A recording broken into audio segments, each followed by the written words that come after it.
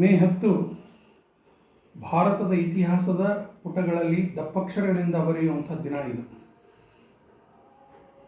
ಅವತ್ತು ಭಾರತದ ಸ್ವಾತಂತ್ರ್ಯ ಸಂಗ್ರಾಮ ಬ್ರಿಟಿಷರ ವಿರುದ್ಧ ಕಹಳೆ ಊದಿದಂಥ ದಿನ ಅದು. ಅದನ್ನು ಇವತ್ತಿನ ಯುವ ಜನಾಂಗಕ್ಕೆ ತಿಳಿಸಿಕೊಡುವ ದೃಷ್ಟಿಯಿಂದ ಹಿಂದೂ ಜಾಗರಣ ವೇದಿಕೆಯ ಮೂಲಕ ನಡೆಯುವಂಥ ಈ ಕಾರ್ಯಕ್ರಮ ಶ್ಲಾಘನೀಯವಾದಂಥದ್ದು.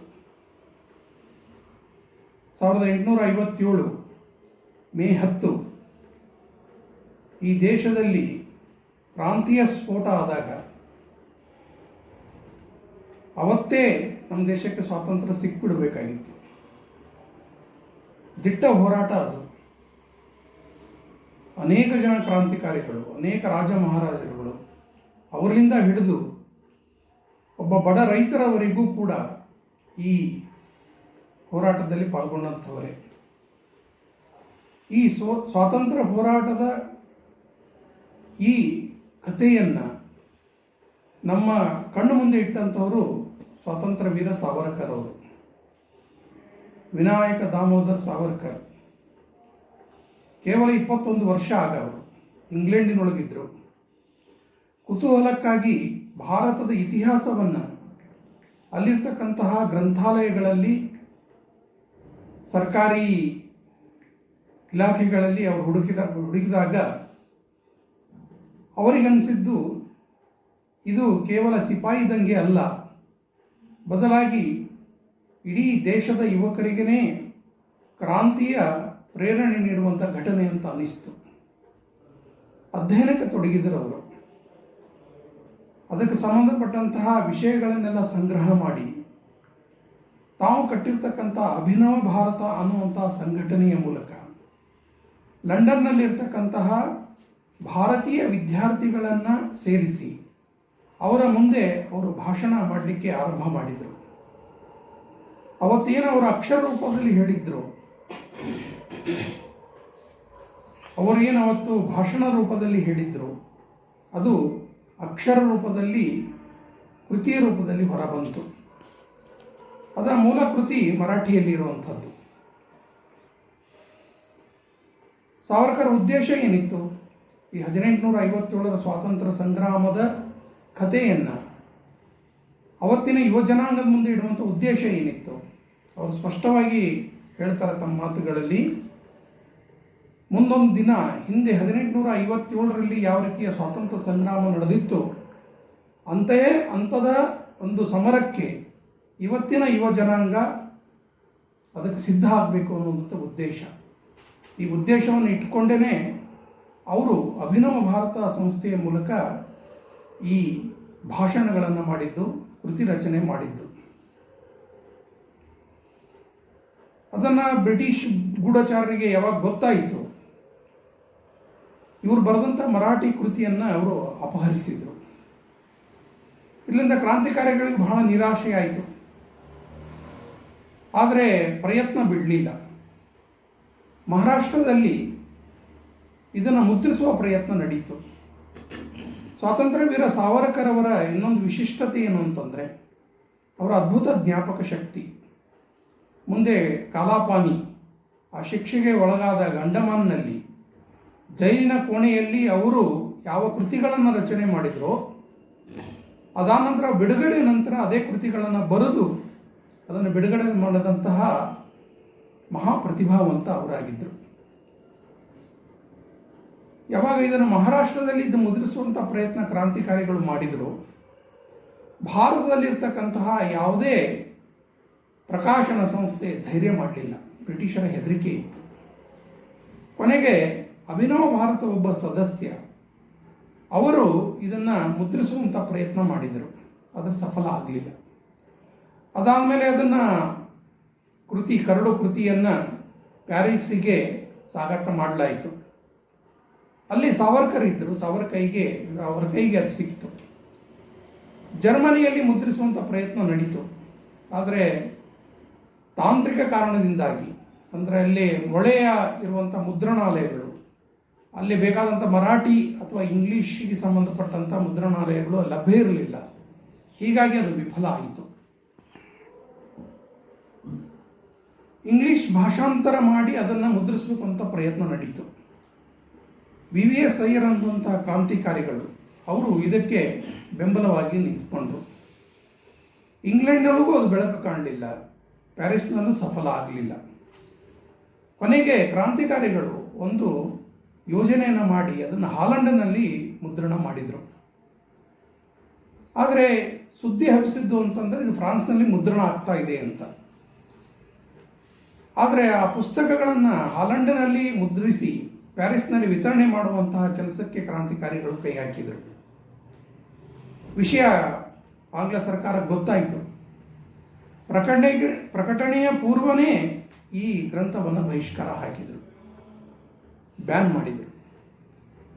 ಜಗತ್ತಿನ ಇತಿಹಾಸದೊಳಗೆ ಮುದ್ರಣ ಆಗೋಕ್ಕಿಂತ ಮುಂಚೆನೇ ಬಹಿಷ್ಕಾರ ಆದಂಥ ಪ್ರಥಮ ಕೃತಿ ಅನ್ನುವಂಥ ಖ್ಯಾತಿಗೆ ಈ ಪುಸ್ತಕ ಒಳಗಾಯಿತು.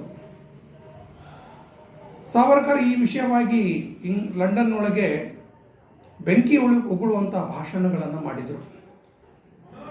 ಬೇರೆ ಬೇರೆ ಪುಸ್ತಕಗಳ ಹೆಸರಿನಲ್ಲಿ ಮುದ್ರಣ ಆಗಿರ್ತಕ್ಕಂಥ ಈ ಪುಸ್ತಕಗಳನ್ನು ಭಾರತಕ್ಕೆ ರವಾನೆ ಮಾಡಿದರು. ಇದರಿಂದಾಗಿ ಇಂಗ್ಲೆಂಡ್ ಮತ್ತು ಭಾರತದಲ್ಲಿರ್ತಕ್ಕಂಥ ಅಭಿನವ ಭಾರತದ ಸದಸ್ಯರಿಗೆ ಬ್ರಿಟಿಷ್ ಸರ್ಕಾರ ಕಿರುಕುಳ ಕೊಡಲಿಕ್ಕೆ ಶುರು ಮಾಡಿತು. ಇತ್ತ ಕಡೆ ಇನ್ನೊಂದು ಪ್ರಯತ್ನ ನಡೀತು. ಲಾಲಾ ಹರದಯಾಳ್ ಅಮೆರಿಕಾದಲ್ಲಿ ಗದರ್ ಅನ್ನುವಂತಹ ಒಂದು ಸಂಸ್ಥೆಯನ್ನು ಕಟ್ಟಿದ್ರು. ಅದೇ ಹೆಸರಿನೊಳಗೆ ಒಂದು ಪತ್ರಿಕೆ ಕೂಡ ಪ್ರಕಟ ಆಗ್ತಿತ್ತು. ಆ ಪತ್ರಿಕೆಯಲ್ಲಿ ಸಾವರ್ಕರ್ ಅವರ ಈ ವಿಚಾರಗಳನ್ನು, ಅವರು ಬರೆದಂಥ ಲೇಖನಗಳ ಮುದ್ರಣ ಆರಂಭ ಆಯಿತು. ಅದರ ಪತ್ರಿಕೆಯ ಪ್ರತಿಗಳು ಭಾರತಕ್ಕೆ ಬಂದು ತಲುಪಿದವು. ಇಲ್ಲಿರ್ತಕ್ಕಂಥ ಸೈನಿಕರು ಅದನ್ನು ಓದಿದಾಗ ಅವರಲ್ಲಿ ತಳಮಳ ಆರಂಭ ಆಯಿತು. ಅವರು ಅಸಮಾಧಾನಗೊಂಡರು. ಈ ಒಳಗೆ ಮೂಲ ಮರಾಠಿ ಪ್ರತಿ ಅದನ್ನು ಸಂರಕ್ಷಿಸಿ ಇಡಬೇಕಾದಂಥ ಒಂದು ಪರಿಸ್ಥಿತಿ ಒದಗಿತು. ಆಗ ಇಡೀ ಕ್ರಾಂತಿಕಾರಿಗಳಿಗೆಲ್ಲ ತನ್ನೆಲ್ಲ ಸಹಾಯಹಸ್ತ ಚಾಸ್ತಕ್ಕಂಥ ಮೇಡಮ್ ಕಾಮಾ ಅವರು ಈ ಮರಾಠಿ ಕೃತಿಯನ್ನು, ಮೂಲ ಕೃತಿಯನ್ನು ಅಲ್ಲಿನ ಬ್ಯಾಂಕ್ ಲಾಕರ್ನಲ್ಲಿ ಇಟ್ಟರು. ಅದಾದ ಮೇಲೆ ಅಲ್ಲಿಯ ರಾಜಕೀಯ ಪರಿಸ್ಥಿತಿ ಬದಲಾವಣೆ ಆಯಿತು. ಫ್ರಾನ್ಸ್ನೊಳಗೆ ರಾಜಕೀಯ ವ್ಯತ್ಯಾಸ ಆಗಲಿಕ್ಕೆ ಶುರುವಾಯಿತು. ಈ ನಡುವೆ ಮೇಡಮ್ ಕಾಮಾ ಅವರು ನಿಧನ ಹೊಂದಿದರು. ಅದು ಯಾವುದೇ ಮಾಹಿತಿ ಉಳಿದವರಿಗಿಲ್ಲ ಆ ಕೃತಿ ಎಲ್ಲಿದೆ ಅಂತಂದು. ಆವಾಗ ಅದರ ಹುಡುಕಾಟದೊಳಗೆ ತೊಡಗಿದಾಗ ಅದು ಕೈಗಳಿಂದ ಕೈಗೆ ಹಸ್ತಾಂತರ ಆಗ್ತಾ ಆಗ್ತಾ ಗೋವಾದಲ್ಲಿರ್ತಕ್ಕಂಥ ಒಬ್ಬ ಕ್ರಾಂತಿಕಾರಿ, ಅವರ ಹೆಸರು ಕುಟೀನೋ ಅಂತಂದು, ಅವರು ಅಭಿನವ ಭಾರತದ ಸದಸ್ಯರಾಗಿದ್ದರು. ಅವ್ರ ಕೈಗೆ ಅದು ತಲುಪಿತ್ತು. ಅವರು ಅಮೇರಿಕಾದಲ್ಲಿ ಇದ್ದರು. ಅಷ್ಟರೊಳಗೆ ಭಾರತಕ್ಕೆ ಸ್ವಾತಂತ್ರ್ಯ ಬಂತು. ಸ್ವಾತಂತ್ರ್ಯ ನಂತರ ಕುಟೀನೋ ಅವರು ಭಾರತಕ್ಕೆ ಅದನ್ನು ರವಾನೆ ಮಾಡ್ತಾರೆ.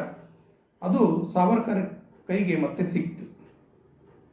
ಅದು ವಿಚಿತ್ರ ಅಂದರೆ ಸ್ವತಂತ್ರ ಭಾರತದೊಳಗೂ ಕೂಡ ಈ ಕೃತಿ ಏನಿತ್ತು, ಈ ಕೃತಿಯ ಮುದ್ರಣಕ್ಕೆ ಇನ್ನೂ ಬಹಿಷ್ಕಾರನೇ ಇತ್ತು.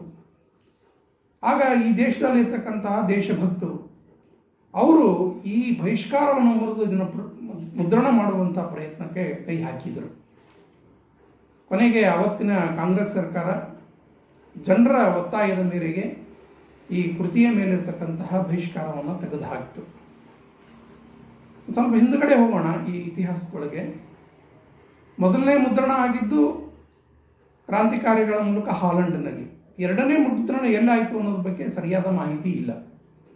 ಇನ್ನು ಈ ಕೃತಿಯ ಮೂರನೇ ಮುದ್ರಣದ ಬೆಳಕು ಕಂಡಿದ್ದು ಕ್ರಾಂತಿಕಾರಿ ಭಗತ್ ಸಿಂಗ್ ಅವರ ಮೂಲಕ. ಅವರ ಕ್ರಾಂತಿಕಾರಿ ತಂಡಗಳಿಗೆ ಈ ಪುಸ್ತಕಗಳನ್ನು, ಅದರ ಇತಿಹಾಸವನ್ನು, ಅದರೊಳಗಿರ್ತಕ್ಕಂಥ ಇತಿಹಾಸವನ್ನು ತಿಳಿಸುವಂಥ ಪ್ರಯತ್ನ ಭಗತ್ ಸಿಂಗ್ ಮಾಡಿದರು. ಅವರ ಕೈಯಿಂದ ಇದು ಮುದ್ರಣ ಆಯಿತು. ಕ್ರಾಂತಿಕಾರಿಗಳಿಗೆ ಇದು ಭಗವದ್ಗೀತೆ ಆಯಿತು. ಅದಾನಂತರ 5ನೇ ಆವೃತ್ತಿ ಅದು ಸುಭಾಷ್ ಚಂದ್ರ ಬೋಸ್ರಿಂದ ಆಯಿತು. ಆಜಾದ್ ಹಿಂದ್ ಫೌಜಿನ ಸೈನಿಕರಿಗೆ ಇದು ಒಂದು ಪ್ರೇರಣಾ ಸ್ತೋತ್ರ ಆಯಿತು. ಆ ಪುಸ್ತಕ ಆಗ ಮುದ್ರಣಗೊಂಡು ಎಲ್ಲ ಸೈನಿಕರಿಗೆ ಹಂಚಲ್ಪಡಿತು. ಕೊನೆಗಾಗಿದ್ದು ಕಾಂಗ್ರೆಸ್ ಅಧಿಕಾರದೊಳಗಿದ್ದಾಗ ಸ್ವತಂತ್ರ ಭಾರತದಲ್ಲಿ 6ನೇ ಆವೃತ್ತಿ ಅದು ಮುದ್ರಣ ಆಗಿರುವಂಥದ್ದು. ಸ್ವಾತಂತ್ರ್ಯ ವೀರ ಸಾವರ್ಕರ ಈ ಕೃತಿಯಿಂದಾಗಿ 1857ರ ಸ್ವಾತಂತ್ರ್ಯ ಸಂಗ್ರಾಮದ ಬಗ್ಗೆ ಈ ದೇಶದ ಜನತೆ ಯಾವ ಅಜ್ಞಾನದೊಳಗಿದ್ರು ಆ ಅಜ್ಞಾನವನ್ನು ತೊಲಗಿಸುವಂತಹ ಪ್ರಯತ್ನ ನಡೀತು. ಆ ಕೃತಿಯಿಂದ ಬೆಳಕಿಗೆ ಬಂದಂಥ ನಾನಾ ಸಾಹೇಬ್, ಝಾನ್ಸಿ ರಾಣಿ ಲಕ್ಷ್ಮೀಬಾಯಿ, ಕುವರ ಸಿಂಹ, ಮಂಗಲ ಪಾಂಡೆ ಅನ್ನುವಂಥ ಅನೇಕ ಕ್ರಾಂತಿಕಾರಿಗಳ ಬಗ್ಗೆ ನಮ್ಮ ಯುವಜನತೆಗೆ ಗೊತ್ತಾಯಿತು. ಕೃತಿಯ ಮುನ್ನಡಿಯಲ್ಲಿ ಸಾವರ್ಕರ್ ಮಾತನ್ನು ಬರೀತಾರೆ. ಹಿಂದೆ ನಮ್ಮ ದೇಶದೊಳಗೆ ಹಿಂದೂಗಳ ಮತ್ತು ಮುಸಲ್ಮಾನರ ನಡುವೆ ಸಾಕಷ್ಟು ಅಂತರ ಇತ್ತು. ಆದರೆ ಯಾವುದೋ ಒಂದು ಕಾಲಖಂಡದಲ್ಲಿ ಆಗಿ ಹೋಗಿದ್ದನ್ನು ಹಾಗೆ ಮುಂದುವರಿಸ್ಕೊಂಡು ಹೋಗುವ ಅವಶ್ಯಕತೆ ಇಲ್ಲ. ಅದು ಮೂಢತನೂ ಹೌದು. ಹೀಗಾಗಿ ಹಿಂದೂ ಮುಸ್ಲಿಂ ಐಕ್ಯತೆ ಬಗ್ಗೆ ಅವರು ತಮ್ಮ ಸಾಲುಗಳನ್ನು ಬರೀತಾರೆ. ನಮಗೆಲ್ಲರಿಗೆ ಆಶ್ಚರ್ಯ ಆಗ್ತದೆ. ಅಪ್ಪಟ ಹಿಂದುತ್ವವಾದಿ ಸ್ವಾತಂತ್ರ್ಯ ವೀರ ಸಾವರ್ಕರ್ ಅವತ್ತಿನ ಯೋಚನೆ ದಾಟಿ ಆಗಿತ್ತು. ಅವತ್ತಿನ ದೇಶದ ಪರಿಸ್ಥಿತಿನೂ ಆಗಿತ್ತು, ಅದು ಸತ್ಯ. ಅದಾದ ನಂತರ ಮುಸಲ್ಮಾನರ ಪ್ರತ್ಯೇಕತಾವಾದದಿಂದಾಗಿ ಬೇಸತ್ತಂತಹ ಸ್ವಾತಂತ್ರ್ಯ ವೀರ ಸಾವರ್ಕರ್ ಹಿಂದುತ್ವವಾದಿಯಾಗಿ ಪರಿವರ್ತನೆಯಾಗಿದ್ದು ಈಗ ಇತಿಹಾಸ. ಇನ್ನು ಅವತ್ತಿನ ಘಟನೆಯ ಬಗ್ಗೆ ಹೇಳೋದಾದರೆ, ನಮ್ಮ ಇತಿಹಾಸದೊಳಗೆ ಈ ಸ್ವಾತಂತ್ರ್ಯ ಸಂಗ್ರಾಮದ ಬಗ್ಗೆ ಒಂದು ತಪ್ಪು ಅಭಿಪ್ರಾಯಗಳು ಮೂಡುವಂತೆ ಅನೇಕ ವಿಷಯಗಳು ಅಡಕವಾದವು. ಮೊನ್ನೆದಾಗಿ ಇದನ್ನು ಬ್ರಿಟಿಷರು ಸಿಪಾಯಿ ದಂಗೆ ಅಂತ ಕರೆದರು. ಅದು ನಿಜವಾಗಿ ಇದು ಸಿಪಾಯಿ ದಂಗೆ ಅಲ್ಲ. ಯಾಕಂದರೆ ಈ ದಂಗೆ ಒಳಗೆ ಈ ಸ್ವಾತಂತ್ರ್ಯ ಹೋರಾಟದಲ್ಲಿ ನಾನು ಆಗಲೇ ಹೇಳಿದಂತೆ ರೈತರಿಂದ ಹಿಡಿದು ಬಡವರಿಂದ ಹಿಡಿದು ರಾಜ ಮಹಾರಾಜರು ಸೈನಿಕರು ಪಾಲ್ಗೊಂಡಂತಹ ಒಂದು ಸ್ವಾತಂತ್ರ್ಯದ ಕಥೆ ಇದು. 1757 ಪ್ಲಾಸಿ ಕದನ ನಂತರ ನಮ್ಮ ದೇಶದೊಳಗೆ ಈ ರೀತಿ ಅನೇಕ ಯುದ್ಧಗಳು ನಡೆದವು ಬ್ರಿಟಿಷರ ವಿರುದ್ಧ. ಆದರೆ ಇತಿಹಾಸಕಾರರು ಏನು ತಪ್ಪಾಗಿ ಬಿಂಬಿಸ್ಯಾರ ಅಂತಂತಂದರೆ, ಈ ಸ್ವಾತಂತ್ರ್ಯ ಸಂಗ್ರಾಮ ಇದು ಪ್ರಥಮ ಸ್ವಾತಂತ್ರ್ಯ ಸಂಗ್ರಾಮ ಅಂತ ಅವರು ಬರೀತಾರೆ. ಇದೊಂದು ಎರಡನೇ ತಪ್ಪು. ಮೊದಲನೇದಾಗಿ ಇಂಗ್ಲೀಷ್ ಇತಿಹಾಸಕಾರರು ಮಾಡಿದಂಥ ಸಿಪಾಯಿ ದಂಗೆ ಅನ್ನುವಂಥ ಹೆಸರಿನಿಂದ ಕರೆದಿದ್ದು ಒಂದೇ ತಪ್ಪಾದರೆ, ಅವರ ಪ್ರಭಾವದಿಂದ ಆನಂತರ ಬಂದಂಥ ಭಾರತದ ಇತಿಹಾಸಕಾರರು ಇದನ್ನು ಪ್ರಥಮ ಸ್ವಾತಂತ್ರ್ಯ ಸಂಗ್ರಾಮ ಅಂತ ಕರೆದಿದ್ದು ಎರಡನೇ ತಪ್ಪು ಇದು. ಯಾಕಂದ್ರೆ ನಾನು ಹೇಳಿದೆ 1757 ಪ್ಲಾಸಿ ಕದನ ನಂತರ ಈ ದೇಶದೊಳಗೆ ಉತ್ತರ ಭಾಗದೊಳಗೆ, ಭಾರತದ ಉತ್ತರ ಭಾಗದಲ್ಲಿ 23, ಪಶ್ಚಿಮ ಭಾಗದಲ್ಲಿ 23, ಹಾಗೆ ದಕ್ಷಿಣ ಭಾಗದಲ್ಲಿ 19 ದಂಗೆಗಳು ಬ್ರಿಟಿಷರ ವಿರುದ್ಧ ಆಗಿದ್ವು. ಅದರೊಳಗೆ ಕರ್ನಾಟಕದ ಕಿತ್ತೂರು ರಾಣಿ ಚೆನ್ನಮ್ಮ ನಡೆಸಿದಂತಹ ಕಿತ್ತೂರು ಬಂಡಾಯ ಅದು ಕೂಡ ಸೇರಿದೆ. ಈ ಸ್ವಾತಂತ್ರ್ಯ ಹೋರಾಟದ ಬಗ್ಗೆ ಈ ರೀತಿಯ ತಪ್ಪು ಕಲ್ಪನೆಯನ್ನು ಮೂಡಿಸುವಂಥ ಪ್ರಯತ್ನ ಇತಿಹಾಸದೊಳಗಾಯಿತು. ಹಾಗೆ ನೋಡಿದರೆ ಈ ದೇಶದ ಮೇಲೆ ದಾಳಿ ಮಾಡಿದಂತಹ ಮೊದಲ ಆಕ್ರಮಣಕಾರಿ ವಿದೇಶಿಗ ಅಲೆಕ್ಸಾಂಡರ್ನ ವಿರುದ್ಧ ಕತ್ತಿ ಹಿರಿದು ನಿಂತಹ ಪುರೂರವನ್ನ ಹಿಡಿದು ಆನಂತರ ಮೊಹಮ್ಮದ್ ಬಿನ್ ಕಾಸಿಮನ ವಿರುದ್ಧ ಹೋರಾಟ ಮಾಡಿದಂಥ ದಾಹಿರ, ಆನಂತರ ಪೃಥ್ವಿರಾಜ, ಹೀಗೆ ಈ ಪರಂಪರೆ ಬೆಳ್ಕೊಂಡು ಬಂತು. ಸ್ವಾತಂತ್ರ್ಯ ನಂತರೂ ಇದು ನಿಲ್ಲಲಿಲ್ಲ. ಈ ದೇಶದ ಸ್ವಾತಂತ್ರ್ಯಕ್ಕೆ ಧಕ್ಕೆ ಬಂದಾಗ ಈ ದೇಶದಲ್ಲಿರ್ತಕ್ಕಂತಹ ಸೈನಿಕರು, ಅನೇಕ ಹಿಂದೂ ಸಂಘಟನೆಯ ಸ್ವಯಂ ಸೇವಕರು, ರಾಷ್ಟ್ರಭಕ್ತರು ಈ ದೇಶದ ರಕ್ಷಣೆಗಾಗಿ ತಮ್ಮ ಪ್ರಾಣವನ್ನೇ ಒತ್ತಿಟ್ಟು ಕೆಲಸ ಮಾಡೋದನ್ನು ಇವತ್ತಿಗೂ ನಾವು ನೋಡ್ತೀವಿ. ಹೀಗಾಗಿ ಇದನ್ನು ಪ್ರಥಮ ಸ್ವಾತಂತ್ರ್ಯ ಸಂಗ್ರಾಮ ಅಂತ ಕರೆಯೋದು ಇದೊಂದು ಐತಿಹಾಸಿಕ ಅಪರಾಧ ಅಂತ ಅನಿಸ್ಕೊಳ್ತದೆ. ಇನ್ನು ಈ ಹೋರಾಟದ ಉದ್ದೇಶ ಏನಿತ್ತು ಅನ್ನೋದನ್ನು ಸ್ಪಷ್ಟವಾಗಿ ಈ ಕೃತಿಯೊಳಗೆ ವರ್ಣನೆ ಮಾಡ್ತಾರೆ ಸಾವರ್ಕರ್ ಅವರು. ಮೊದಲನೇದಾಗಿ ಇದು ಸ್ವಧರ್ಮ ಮತ್ತು ಸ್ವರಾಜ್ಯದ ಸಲುವಾಗಿ ನಡೆದಂಥ ಹೋರಾಟ ಅಂತ. ಈ ಸ್ವಾತಂತ್ರ್ಯ ಹೋರಾಟದ ಕೊನೆಗೆ ದೆಹಲಿಯ ಸಿಂಹಾಸನವನ್ನು ಅಲಂಕರಿಸಿದವನು ಬಹದ್ದೂರ್ ಶಾ ಜಫರ್. ಹಾಗೆ ನೋಡಿದರೆ ಅವನು ಮೊಘಲ ವಂಶಸ್ಥ ಕೊನೆಯ ರಾಜ. ಅವನು ತನ್ನ ಘೋಷಣಾ ಪತ್ರದೊಳಗೆ ಹೇಳ್ತಾನೆ, ಈ ಹೋರಾಟ ಇದು ಕೇವಲ ಈ 2 ಅಂಶಗಳನ್ನು ಒಳಗೊಂಡಿರ್ತಕ್ಕಂಥ ಹೋರಾಟ. ನಮ್ಮ ಸ್ವಧರ್ಮ ಮತ್ತು ಸ್ವರಾಜ್ಯಕ್ಕಾಗಿ ನಾವು ಈ ಹೋರಾಟವನ್ನು ಮಾಡಬೇಕಿದೆ ಅಂತ ತನ್ನ ಘೋಷಣಾ ಪತ್ರದಲ್ಲಿ ಆತ ಹೇಳ್ತಾನೆ. ಇನ್ನು ವೈಟ್ ಅಂತಕ್ಕಂಥ ಒಬ್ಬ ಇಂಗ್ಲೀಷ್ ಬರಹಗಾರ ಆತ ಬರೀತಾನೆ, ತನ್ನ ಕಂಪ್ಲೀಟ್ ಹಿಸ್ಟ್ರಿ ಆಫ್ ಸಿಪಾಯಿ ವಾರ್ ಅನ್ನುವಂಥದ್ರೊಳಗೆ ಇದನ್ನು ಉಲ್ಲೇಖ ಮಾಡ್ತಾನೆ. ಈ ದೇಶದ ಜನರಲ್ಲಿ ಸ್ವರಾಜ್ಯ ಮತ್ತು ಸ್ವಧರ್ಮದ ಬಗ್ಗೆ ಜಾಗೃತಿ ಉಂಟಾಗಿದ್ದರಿಂದಾಗಿ ಈ ಯುದ್ಧ ನಡೀತು ಅಂತ. ಇದಕ್ಕೆ ಕಾರಣೀಕರ್ತರು ಯಾರು? ಇದನ್ನು ಕೇವಲ ಒಬ್ಬ ವ್ಯಕ್ತಿಗೆ ಇದನ್ನು ಆರೋಪ ಮಾಡಿದರೆ ತಪ್ಪಾಗ್ತದೆ. ಸಾಮಾನ್ಯವಾಗಿ ಎಲ್ಲರೂ ಕಣ್ಮುಂದೆ ಬರೋಂಥದ್ದು ಅವತ್ತಿನ ಗವರ್ನರ್, ಅವತ್ತಿನ ಈಸ್ಟ್ ಇಂಡಿಯಾ ಕಂಪನಿ ಏನಿತ್ತು, ಆ ಈಸ್ಟ್ ಇಂಡಿಯಾ ಕಂಪನಿಯ ಗವರ್ನರ್ ಡಾಲ್ಹೌಸಿ, ಆತ ತಂದಂತಹ ದತ್ತು ಮಕ್ಕಳಿಗೆ ಹಕ್ಕಿಲ್ಲ ಅನ್ನುವಂಥದ್ದು. ಇದು ಒಂದು ಅಂಶ. ಆದರೆ ಇದರ ಹಿಂದೆ ಸಾಕಷ್ಟು ಬೇರೆ ಬೇರೆ ಮುಖಗಳಲ್ಲಿ ಈ ದೇಶದ ಜನ ಅನುಭವಿಸ್ತಕ್ಕಂತಹ ನೋವು, ಹತಾಶೆ, ಅವು ಎಲ್ಲವರ ಪ್ರತಿಫಲನೇ ಈ ಸ್ವಾತಂತ್ರ್ಯ ಹೋರಾಟ. ಇದರ ಹಿಂದಿದ್ದಂಥ ಅನೇಕ ಗವರ್ನರ್ ಜನರಲ್ಗಳು ಅವರೆಲ್ಲರೂ ಕೂಡ ಇದರೊಳಗೆ ತಮ್ಮ ಯೋಗದಾನವನ್ನು ಮಾಡಿದ್ದಾರೆ. ಅವರೆಲ್ಲರೂ ಮಾಡಿದಂತಹ ಕುಕೃತ್ಯದಿಂದಾಗಿ ಈ ದೇಶದ ಜನ ರೊಚ್ಚಿಗೆದ್ದರು. ಆ ಕಂಪನಿ ಸರ್ಕಾರದ ವಿರುದ್ಧ ಅವರು ಹೋರಾಟವನ್ನು ಮಾಡಿದರು. ಸ್ವಲ್ಪ ಇತಿಹಾಸದ ಹಿಂದಿನ ಪುಟಗಳಿಗೆ ನಾವು ಹೋದರೆ 1757 ಪ್ಲಾಸಿ ಕದನ ಏನು ನಡೀತು ರಾಬರ್ಟ್ ಕ್ಲೈವ್ ಮತ್ತು ಸಿರಾಜುದ್ದೌಲಾ ನಡುವೆ, ಅದರೊಳಗೆ ಬಂಗಾಳದ ನವಾಬಾದಂಥ ಸಿರಾಜುದ್ದೌಲಾ ಸೋಲ್ತಾನೆ. ಅವತ್ತಿನಿಂದ ಇಂಗ್ಲೀಷರ ಕಾರಭಾರ ನಮ್ಮ ದೇಶದೊಳಗೆ ಶುರುವಾಯಿತು. ನಿಧಾನವಾಗಿ ಫ್ರೆಂಚರನ್ನು ಅವ್ರನ್ನೆಲ್ಲರನ್ನೂ ಸೋಲಿಸ್ತಾ ವ್ಯಾಪಾರ ಉದ್ದೇಶಕ್ಕಾಗಿ ಕಟ್ಟಿಕೊಂಡಿರ್ತಕ್ಕಂಥ ಮಳಿಗೆಗಳು, ಆ ಮಳಿಗೆಗಳ ರಕ್ಷಣೆ ಸಲುವಾಗಿ ನಮಗೊಂದು ಸೈನ್ಯ ಬೇಕು ಅಂತ ಅವತ್ತಿನ ರಾಜರಲ್ಲಿ ಕೇಳಿಕೊಂಡಾಗ ಉದಾರ ಮನಸ್ಸಿನಿಂದ ನಮ್ಮ ರಾಜರು ಅವರಿಗೆ ಅವಕಾಶ ಕೊಟ್ಟಿದ್ದು ಇದು ನಮ್ಮ ದೇಶಕ್ಕೆ ಬಗೆದಂತಹ ಮಹಾ ಅಪಚಾರ. ಯಾಕಂದರೆ ನಮ್ಮ ದೇಶದ ಜನತೆ ಇರೋದು ಯೋಚನೆ ಮಾಡುವಂಥದ್ದು ರೀತಿಯೇ ಇದೆ. ಅತಿಥಿ ದೇವೋ ಭವ ಅನ್ನುವಂಥ ವಿಷಯದಲ್ಲಿ ನಾವು ಪರಿಣಿತರು.